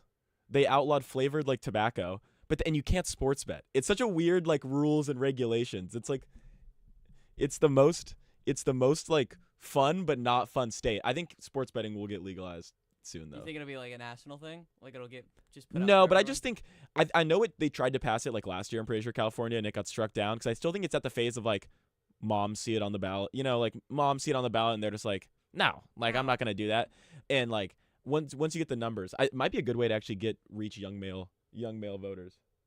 I think honestly, I mean, I'm not a huge like person into sports game. I think it's just kind of weird how the leagues themselves have like nationalized it so big, because it just seems really weird that they're like, I don't know if this makes any sense, but like they're popularizing it themselves and like pushing out the fact that like their fans should be like gambling and stuff on their games. But then we're also punishing players for doing it at the exact same time, and we could look back at the first big example of this, which was Mr. Calvin Ridley of the Atlanta Falcons. He took a mental health break from football. Yeah. And he ended up betting on a Falcons game for them to win. Yeah, but he was betting his overs too, right? No, Calvin Ridley was not playing football by the time he got caught. That's okay. Yeah. Well, I was gonna say I think the solution to this honestly is. But he was suspended a whole season. Yeah, you shouldn't be allowed to. I honestly think they still shouldn't be allowed to. Obviously, you can't bet on your team to lose. You can't bet on unders. I still don't think you should be allowed to bet on other sports, because I think if you're an athlete, there is something that can come along with that. Of like, if you're an NFL player, there's like privileged information. You know what? Isn't another one of the issues that arose from this scenario was the old Cavaliers coach. Yeah, but wait, hang on. I'm just gonna say like what I think the solution. I think can't bet on other sports, because I still think you could be, if you're Justin Jefferson, right, and you want to place a bet, like you could definitely DM any or be friends with any athletes. Like there's these like you go to parties, stuff like that. You know, you could know who on the Twins is gonna like or like what they're doing, Yeah. how they're. But and I honestly don't even think players should be allowed to bet on their overs because as a player, if you're gonna get in practice, like That's true. if you're gonna get the ball more. You have the feel for it. Also, too. like if you're a player and you're trying to play the over, especially for certain positions, that can like drastically if you're a quarterback and you're trying to play the over. Your own over, that could kind of drastically impact how you play. You're not playing to win, you're playing to get the money. Yeah, you could play to become it could become more selfish. Like there could be a wide open player, but you took your rushing yards over. And fans could be like, oh, well, he's winning. I think though you should be allowed to root on your team. You should be allowed to place a money line bet for your team to win a game. I mean I'm okay. I mean you want to win anyway, so I don't see the problem with like I want my team to win. I'm gonna put money on the fact that my team's gonna win. No, I don't see it. Which is what Jordan was doing allegedly. People think that that's what Michael. This whole thing with the NBA right now has brought back another conversation of like, did Jordan go to baseball because Jordan wanted to go to baseball, or was Jordan kind of was he shuffled out? But a lot of people, apparently, the word in Chicago. This is all allegedly. I'm just saying this like, alleged. This is all allegedly. None of this is fact. None of this confirmed, but allegedly, the word on the street kind of like overseers that Michael Jordan was betting on his personal overs and to win at the same time, and honestly, he played like it. So like. I mean, it's a weird spot, and then it's like baseball. They're just like, yeah, man. Shame. Does Young Hansen on the Blazers have an interpreter or something that Chauncey Billups can blame this whole situation on? I don't know if that one would work for him. I think that's just a purely Ohtani thing. I think Chauncey Billups is Chauncey Billups, it doesn't look good right now for him. And a legendary player. He hasn't been fired yet, has he? No, he's on a leave of absence. Players weren't. I actually think this is kind of good for the Blazers because he was a coach that like was kind of on the fine line. He definitely coached the Blazers out of some wins. I will say that because he played favorites a lot and he had some weird matchups, which if he was sports betting would actually make sense. I forgot he put some bum on LeBron, like man marking LeBron when they played him. But already vibe shift with Thiago Splitter has been. Like pretty good. Now, as a Blazers fan, do you see a potential play-in appearance now happening? Oh, for sure. I think play-in. I already was big on even with Chauncey Billups. I thought the Blazers were better than what their win. I think the Blazers will cover their win total on this season. I think it's like 48. No, not 48. It's less than that. It's got to be less. It's surely got to be less than that. Yeah, I will find it. It could potentially be in the 30s. No, it might be 40. It's in the low 40s. I think. It might be 40. It might be 40. 40 and a half. 35. I've seen 34 and a half. Oh, well, the Blazers are easily going to cover 34 and a half, in my opinion. The Blazers will be a play-in team, I think. It's because they are so hard to play against. Like, Anthony Edwards said it after the game. He said, like, this is no longer like a bot. He said, like, this is no longer like a easy win place to play. So I like playing in Portland. This is a team you got to think about now, and it's because the fact that like we got Tumani Kamara for a bag of chips from the Suns, like genuinely, and then I think you have Klingon, who by the way I don't know if you guys know has a higher standing reach than Wemby. Interesting. Yeah, it's because Our Klingon's San Antonio guy. Yeah. Well, I'll say this: all love for Donovan Klingon, UConn guy. When I was in community college, I'd go up to UConn all the time. So I'll give him a shout out there, but we all know Castle's the better prospect. Klingon will be a legacy runner up to Defensive Player of the Year as long as Wemby's in the league. But seriously though, if the Blazers get a wing, I'm looking at their 5-man next season. It'd be Dame, Shaedon Sharpe, a good wing, Denny, and then Shaedon Sharpe is electric. I will say that. Yeah, no, he's such a fun player to watch. I think he definitely has his issues for sure. But he's a fun player to watch. You'd have Denny, and then you'd have Klingon. And then realistically, if they just purely sign a player, which it might be hard because they're going to have to pay Shaedon Sharpe, you could have a bench that's Drew Holiday, Scoot Henderson, Tumani Kamara, and Young Hansen. Jeez. And you could keep Denny or Klingon always in the rotation, and you could even then having a bench lineup with Drew Holiday, Tumani Kamara, Donovan Klingon, rotating in with Young Hansen, you have 2 7-footers and then two of the best perimeter defenders in the league. I don't know how you play against that team, and I think they will win a lot of games by simply just being so annoying to play against. Like actually, the thing is though, the key is you have to open up that spot and you have to sign those players. The Blazers need to get a wing. if Franz Wagner wasn't the 10th, like in top 10 of highest paid players, he would be the guy that I would say like do anything for Franz Wagner. Like, I think he's the future.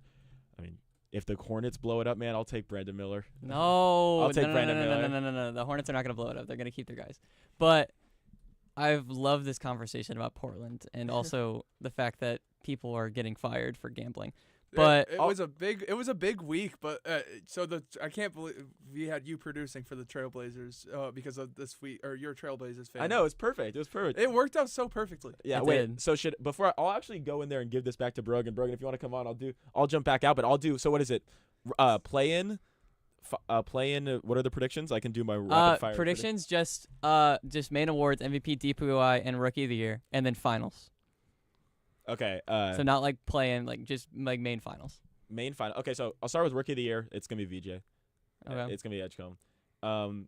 Defense Player of the Year will be Wemby. I mean, he had 9 blocks last night. There's no way. The only reason he wouldn't be is if he doesn't stay healthy. If Wemby gets hurt, it's gonna be Klingon. Mm-hmm. If Wemby gets hurt, it's gonna be Klingon. Then for you said MVP. Yep. If Wemby doesn't get hurt, he's gonna win MVP. Okay.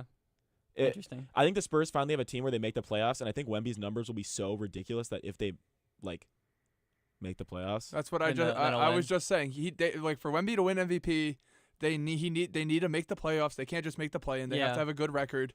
And Wemby, obviously, he could put up the numbers. Yeah. But you need to be one of the top 5 teams in the West. Yeah. And you have to bring San Antonio. San Antonio is currently in their longest playoff drought of their entire franchise existence. Before 2019, they'd only missed the playoffs 3 times in their entire career. 2 of those times were when they got David Robinson and Tim Duncan. Yeah. If not, I think I'm kind of torn. I think Jokic. If not Wemby, probably. I mean, Jokic is just too good. Yeah. Is Embiid back? No. Yeah. Or Shea. Shea. If Embiid was healthy, he would honestly probably be one like up there for me. But I think Jokic is my number 2. But Wemby, I think Wemby does MVP, Defense Player of the Year, and then finals. Embiid is back, but he only played 20 minutes and went 1 for 9 from the field. Yeah, geez. Okay, well that injury obviously cooked him. Yeah, he had 4 points. Finals. Who's the finals matchup? Okay. Yeah, you. Yeah. I'm saying. Yeah.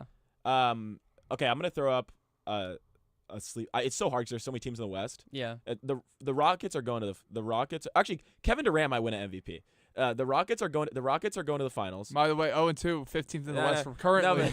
No, but speaking of unplayable teams, man, they have like the tallest starting lineup ever. Yeah, it's 4 insane. dudes 6'11", and then Amen Thompson's 6'7". And then sleeper in the East, and I think we'll make the finals because the way it is. I think the Magic go to the finals. That's fair. I think Banchero and Franz are. Paolo's Paolo had a stinker game-winning shot attempt. I don't know if you guys saw that. No. He pulled up on he was dribbling in the perimeter 3, pulled up on 3 dudes and just bricked it directly off the front of the rim. But we still believe in Paolo to make the finals. Paolo is the closest thing we've ever seen to LeBron James. Wow. Yeah. Okay. Anyway. we gotta actually wrap up this segment. So I'm gonna you guys go rapid fire. So Travis, we have pound for pound. Give your picks. Okay, go. All right. So Wemby MVP, Edgecombe Rookie of the Year, Wemby Defensive Player of the Year. The dynasty begins the way it started last time. We have a Spurs-Knicks finals. Spurs hold the Larry O'Brien once again. Okay. It begins the dynasty again. MVP Jokic, DPOI Wemby. I don't know why you got Cooper Flag. Is he not Rookie of the Year competition? Is he not in he that actually conversation? could be in it, but I think Edgecombe is just going to be that different. It's going to be the Jason Tatum or the what's it called? That's going to be like the Luka Doncic to his DeAndre Ayton. Okay. He'll get more moments for sure. I think VJ gets more opportunity to shine in the fair. Sixers system, whereas Cup still is playing with he's playing with Anthony Davis. I don't know. I think it fits him a little better, and there also will be more there's a lot more opportunity to just have it be on the spotlight, be on him. I know Cooper Flag with crazy media attention, but that's fair. Yeah. And then I have for the finals, Knicks Nuggets. Nuggets win in 6, and Jokic is officially undeniably top 10 all time. I think Jokic is, yeah. I don't think he's top 10 yet. I think he's probably top 15, top 20. But then if he gets an MVP and a ring, he has 2 rings. And how many 4 MVPs at this point? Yeah. If he wins another one. then he'd be top 10. I think what's going to end up happening is in the East, I think the Knicks are going to play the Cavs early on and beat the Cavs, and the Magic are probably going to have to play like a injury, or they're going to probably play the Bucks or someone else, or like an injury riddle. Someone that they're young enough and they're complete enough that they could beat. Yeah, and then I think then you just got to get lucky against the Knicks. And Brogan's going to tune in real quick and give his from producing, if he knows how to work it. You got to I don't know. Wait, hold on. No, it's the other one. Brogan. Hold on, wait. I think Bobby's going to help. Okay, never mind. Okay, we're going to talk for a little until Bobby helps him. But yeah. You hear me now? Yeah, we can there hear it you. is. Yeah, Yep. I think it's gonna be Knicks Thunder, like everybody predicted last year. Knicks Thunder. Yep, Ooh, okay. Well, if they keep putting Shea at the line, he broke the record for free throw shooting. Yeah. Yesterday? Yeah. No, it's actually crazy. He had 55, so 54 of them were free throws. Yeah. 53. But I think that'll do it for this section, and we're gonna go. Travis is going to A-host. Actually, he's going to be leading next section about UFC, and we're going to be right back after this.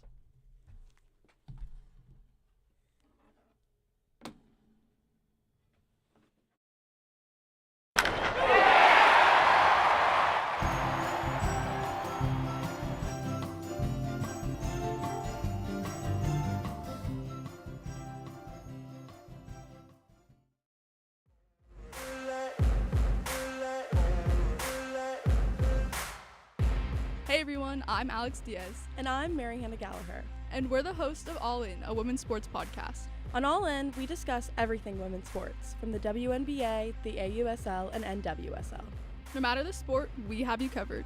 You can catch us on Spotify, Apple Podcasts, or anywhere else you get your podcasts. All In is a production of WFUV Sports.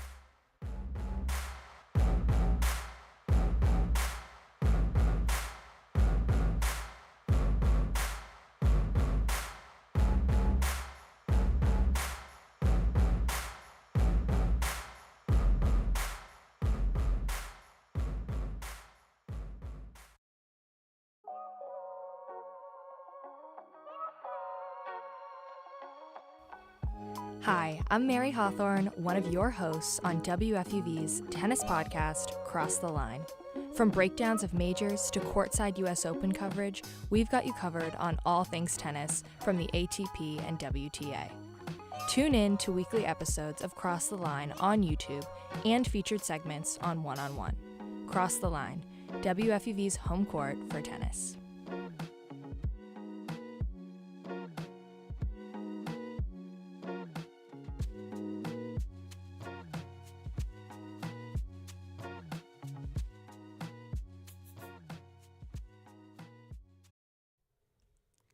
Welcome back into One on One as we look to end the show with a bang as we go into pound for pound. We go into UFC. We go, where are they playing? We were in Dubai today. Dubai. So we're going all the way to Dubai. Hold on, give me 1 second. Oh. Give me one more second. Need 1 second, Travis. Before I know you're excited. I know you're super excited. He's our pound for pound expert. But if you want to talk to him, everything about fighting, UFC, everything, 718-817-2750 is the number to call. 718-817-2750. Travis, take it away. Over. Guys, it is UFC 321 fight day. We have a stacked card. We are 20 minutes away from the main card start time. This starts right after our show is over. This starts right after so our watch live... our show and then go tune into well, UFC. For everyone listening on the radio, this is obviously going to be happening later. It will be after. Everyone on YouTube right now. Right after this, we're gonna tune into UFC. It literally starts immediately after, and I'm so excited. So we have a stacked main card. We have two title eliminators on the main card. We have Umar Nurmagomedov versus Mario Batista, two ranked bantamweights. The winner of that fight is likely the number one contender. Will face the winner of Merab Dvalishvili and Piotr Jan for the bantamweight championship sometime next year. That should be an exciting one. And we have in the heavyweight division, we have Alexander Volkov and Jalton Almeida. The winner of this fight should be next in line to face the heavyweight champion, which is our main event. That we will get into in a second. And we also have a women's strawweight title fight between Mackenzie Dern and Verena Jandariba. It's the second time they have fought. They fought at UFC 256 5 years ago. Mackenzie Dern won. She's been on a little cold streak, but Mackenzie Dern is a star, and the UFC put her in there after Weili vacated to move up to fight Valentina Shevchenko next month. But now we get into the main event as Tom Aspinall is finally the undisputed heavyweight champion of the world. He no longer has the interim attached to it, and he takes on Ciryl Gane in Dubai. And the story behind this is crazy. This fight... He told me there's a long story to this, guys. Yes, Buckle up. So the UFC heavyweight division is usually not the most stacked division. Like, the talents are rare to come by. There's like a top percent, and then it's like the rest of the guys that are below them. In the 2020s, we have arguably the 4 most talented heavyweights we have ever seen in our lifetime. In Francis Ngannou, John Jones, Tom Aspinall, and Ciryl Gane. And the only thing is, we'll never see Tom, Francis, John fight each other. But they have all fought, and as of today, they will all fought Ciryl Gane. This is Ciryl Gane's 3rd time attempting to become the undisputed UFC heavyweight champion in 3 years. In January of 2022 at UFC 270, Francis Ngannou defeated his former teammate to retain the heavyweight championship of the world. Francis Ngannou had a falling out with the UFC over a contract dispute. He left the promotion. He went to go box Tyson Fury, and they needed a new champion. It looked like we were supposed to be getting John Jones versus Francis Ngannou for the UFC heavyweight championship of the world. What happened was, instead, we're going to get John Jones and Ciryl Gane. John Jones defeated Ciryl Gane easily. He took him down, subbed him in 2 minutes. It was this amazing moment, and everybody was like, oh my God, John Jones is a heavyweight. Now he's ruling the heavyweight division. And then the next fight we had to make was John Jones versus Stipe Miocic at UFC 295 in Madison Square Garden. What happened was, in the lead-up to that fight, John Jones tore something in his shoulder. He ended up injuring his shoulder and completely tearing his shoulder out, so he was not able to fight Stipe Miocic. The thing about Stipe Miocic was not the number 1 contender when it came to the heavyweight championship. He is the greatest heavyweight of all time in the UFC, because Fedor in MMA in general is Fedor Emelianenko. But Stipe is the greatest UFC heavyweight of all time. So John Jones, it was a legacy fight for him. It was the greatest of all time, greatest light heavyweight of all time versus the greatest heavyweight of all time. And the UFC, whenever a champion gets injured and somebody can't fight or something and they need a title fight to fill in, they create an interim title fight. So they created the interim title fight between Tom Aspinall and Ciryl Gane. Or, sorry, no, not Tom Aspinall and Ciryl Gane. It's term of Tom Aspinall and Sergey Pavlovich in November of 2023. Ciryl Gane and Tom Aspinall have both, at the time, both had finishing rates where it's the first person who hits, the first person to get hit is going to sleep. Mm-hmm. Tom Aspinall knocks people out within a minute. It's one of the most. He has an average fight time of 55 seconds. Jesus. He has only made it past the second round one time. And one of the fights, actually, I'll get into that. But he knocks out Sergey Pavlovich and wins the interim UFC heavyweight championship. The whole point of an interim title is to merge it with the undisputed title. So it's the interim champion will fight the champion. But John Jones was only going to fight Stipe Miocic for his legacy. So John Jones waited out. That was every November the UFC runs Madison Square Garden. John Jones waited from that November to when he injured his shoulder. He recovered, and he waited until the next November because he wanted to fight at Madison Square Garden Stipe Miocic. Mm-hmm. So he waited out the entire year, and then Tom Aspinall did the rare thing. He defended his interim heavyweight championship. Interim titles are not supposed to be defended. Tom Aspinall. Is there just like precedent against it, or it's supposed to be it's supposed to be your number 1 contendership belt. Okay. When you're defending, the interim means I'm not the champion, but I am the number 1 contender to be the champion. Okay. Because John Jones was waiting for that fight and Tom Aspinall wanted to fight, in Manchester, England, he did a rematch from Curtis Blades in July. That was the last time Tom Aspinall fought, last July. Mm-hmm. The first time Aspinall and Blades fought, Aspinall tore his ACL in 14 seconds and missed a year of action. Jeez. Yeah, and had to recover, and he came back better than ever. That's rough. But and he's been undefeated since. Well, never mind. And then 2 years later, in the same building, in his hometown, against Curtis Blades, he defends the interim heavyweight championship, which should not be happening, and knocks him out within a minute 5 seconds. Jeez. And John Jones, last November, at UFC 308, finally did his fight with Stipe Miocic. He knocked him out he broke his ribs with a spinning kick to the body, TKO finish. And John Jones was not gonna fight Tom Aspinall. John Jones was like, everybody wants to see the fight. He had been interim champion for almost 2 years, for a year at that point. And John is like, the entire time, John's like, oh, maybe. Does he deserve to fight me? No. Does he deserve to fight me? No. Does he deserve to fight me? No. Even though Tom Aspinall does deserve to fight him. John Jones just vacated the UFC Heavyweight Championship of the world. And Tom Aspinall is now the undisputed heavyweight champion, finally. But we didn't get to see the fight that everybody wanted to see between Tom Aspinall and John Jones. Sorry to interrupt. Is that like a pride thing from John Jones? It is John Jones is a very interesting guy. So I'll get into that in a second. Yep. The big thing about this fight between Ciryl Gane and Tom Aspinall is that Ciryl Gane lost to John Jones in 2 minutes. That was art because Stipe Miocic at this point, like you know how you guys call people plumbers in NBA. You guys say, oh, like Will Chamberlain went against plumbers and everything. Yeah. Stipe Miocic was the two-time heavyweight champion of the world. Most title defenses in UFC heavyweight championship history. All while being a full-time Cleveland firefighter. Wow. So Stipe Miocic hadn't fought in 3.5 years when he fought John Jones. John Jones literally fought a firefighter in his last fight. Even though he might be the greatest firefighter of all time, he was more of a firefighter than a fighter at that point. So this is the actual fight where if Tom Aspinall goes in and he knocks out Ciryl Gane in a minute, like he has done everything else, John Jones might be forced to come back out of retirement to take this fight because now you have somebody that has matched his legacy. Or at least at heavyweight, you can't. Yeah. It's so tough to match John Jones' legacy for what he did at light heavyweight was amazing. Would that fight be at the White House? A British versus an American in White House grounds. Yep, it would be at the White House. That's insane. It would be at the White House. We might get because Tom Aspinall from Manchester, England. We could get a British American versus. That's the thing. But if Ciryl Gane wins, John Jones on Twitter is going to have a field day.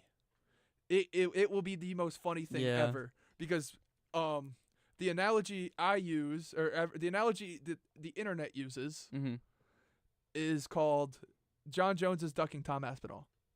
And if you look at what John Jones's Twitter profile picture is right now. Oh, is it a duck? It is an AI image of a duck holding the UFC title. That makes sense. That doesn't even shock me one bit. So we've been saying that John has been ducking Tom Aspinall for almost 2 years now. At first he was, and we don't know if the fight will ever happen because now John Jones is talking about coming out of retirement. Maybe he's like, "Oh, am I really done?" Like, no, I don't know if I am. Even though he just retired like 2 months ago, and it's the 4th time he's like retired. It really all depends on how Tom Aspinall's performance is tonight. If he goes in and gets it done, and he matches John Jones's. Like if he finishes Ciryl Gane in a way that is out of this world, there's going to be conversations about John Jones' legacy and how he hid from Tom Aspinall, and he might have to come back to take out Aspinall if he wants to prove that he's that guy, even though he is that guy. If Ciryl Gane wins, John Jones is proven right, and John says, why do I have to come out of retirement? I've beat this guy in 2 minutes. Yeah. I'm good. I don't need to fight him. Yeah, you were telling me before the show that this is like one of the first fights ever where the person whose legacy might be affected isn't even in the fight. Well, Aspinall's legacy is affected. And Daniel Cormier, who is another double champ, light heavyweight, UFC Hall of Famer, he went to Tom Aspinall. This was supposed to be off camera, but they got it on camera. And he said, dude, if you win this weekend, the run you can go on will be insane. Because Tom Aspinall might be the greatest heavyweight he's fast. He's a big guy. He's like 6'5", 250. Dang. Moves like he's a welterweight. Starches people. Puts them to sleep within a minute. Puts them to sleep within a minute. Yeah. Just one of the greatest it's one of the greatest things you'll ever see. Chris clean striking, has a grappling game, has a Kimura win, which is one of the most tough against Alexander Volkov, who is if Alexander Volkov fights Jalton Almeida today. If Jalton Almeida wins, Jalton Almeida is so the winner of that will fight the winner of this if John Jones decides not to come out of retirement. Mm-hmm. Jalton Almeida is a great grappler. He does not have hands.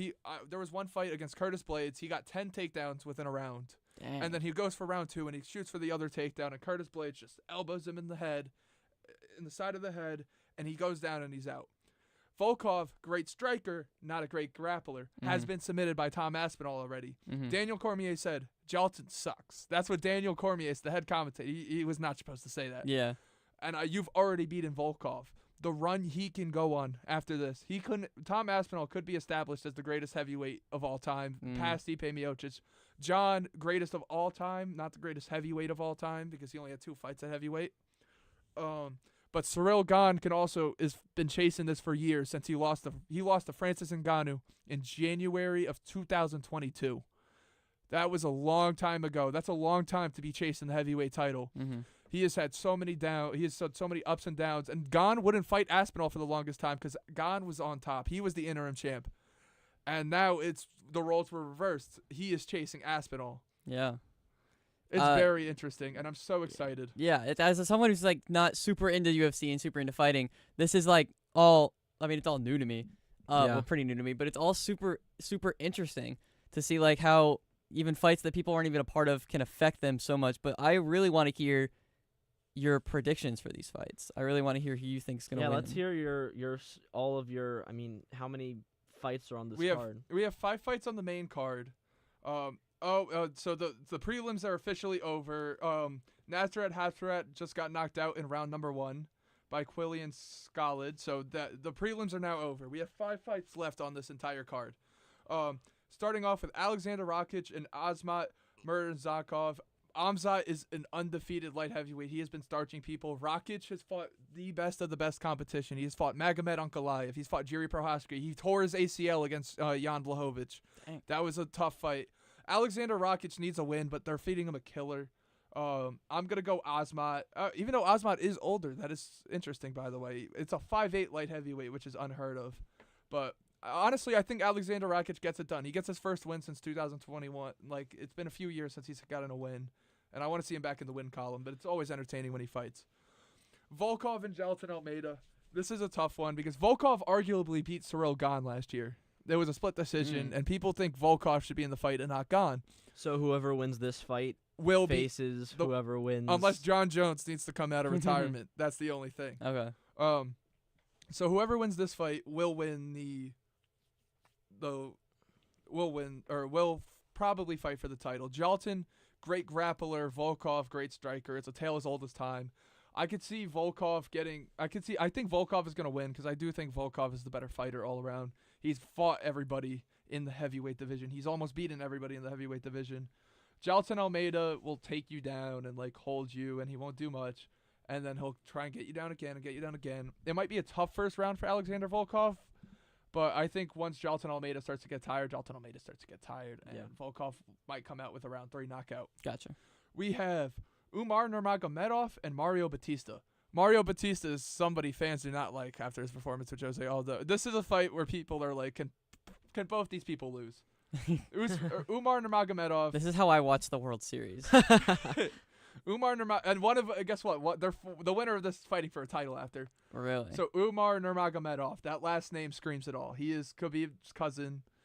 What he ended up doing is he fought Merab Dvalishvili in January for the title, and he lost pretty convincingly because Merab Dvalishvili, ladies and gentlemen, this man is the machine is a machine. First time I've ever seen somebody from Dagestan get taken down like that. Mm-hmm. Where is Dagestan? It is a subset of Russia.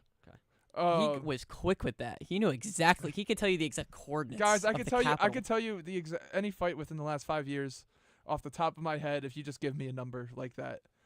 But should we try? I kind of want to test in a this. second. I want to test this. In a second. Wait, let him get through his predictions. Let's come up with some numbers. We're gonna do. I think Umar Nurmagomedov is gonna beat you. Give me a number from 246 to 321. Oh wow. 294. What? Oh, all right. 1 second. Oh no, I'll go back to you in a second. We have Verena Janderbariba versus Mackenzie Dern. Shout out these two women for being on top for so long. At UFC 256, I saw these two women fight on a main card, and that was 5 years ago. That was December of 2020. And these two ladies are still going at it, and now they both finally have an opportunity to win the women's strawweight title that they've been searching for years at this point. It's Verena's time. She has been on a roll since they last had that fight. Dern has been up and down, but to the point where I feel like Dern is getting this title shot because she is a star in the UFC's eyes.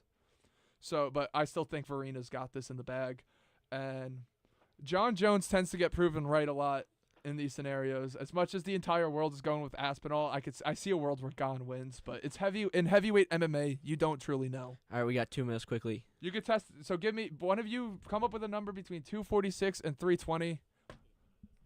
Yeah. I'll tell you the card where it was. Okay. And the 3 fights on it. 294. 294. So if 294 is October of 2020. Oh, so that is Alexander Volkov. Okay, so it was this time 2 years ago. Yep. It is Alexander Volkov, Islam Makhachev 2. Mm-hmm. Hamza Chimaev versus Kamaru Usman. Wow. Yeah. That was in Dubai. Wow. Boom. And I'm trying to think of. It was in the UAE. Yeah, it was in the UAE. Dubai. So that was. It's the same time. It was the same time this time 2 years ago. Okay. Let's go. UFC 263. 263. Okay. Quickly, because we got one. Yep. UFC 263. So, that is June of 2021. That is Marvin Vettori versus Israel Adesanya. Very good. Brandon Moreno versus Davison Figueiredo 2. Arizona. Yeah. But Nate Diaz, Leon Edwards, Bilal Muhammad, Damian Maia. Wow. And that's all for the How? That's all for the Okay. Dude is unstoppable. That's insane. That's Okay, all. that has to do that. We gotta end right there. So that'll do it for us. That's insane. But thank you so much for taking that, teaching us all about that, You're welcome, and guys. showing Thank the you for brain. Thank you. Travis Hayden over here. Brogan DiCerto? DiCerto. DiCerto, There we got it. go. Griffin Stevenson behind the board. Thank you for coming in as well. Ferris Amin behind in the video. And also thank you to Rob Parker for joining us, talking to us, letting us ask him some questions. And then, of course, Bobby Chaffardini. That's our wonderful sports director. And thank you, all of you, everyone in the crowd, for listening to us today. And One on One is a production of WFUV Sports.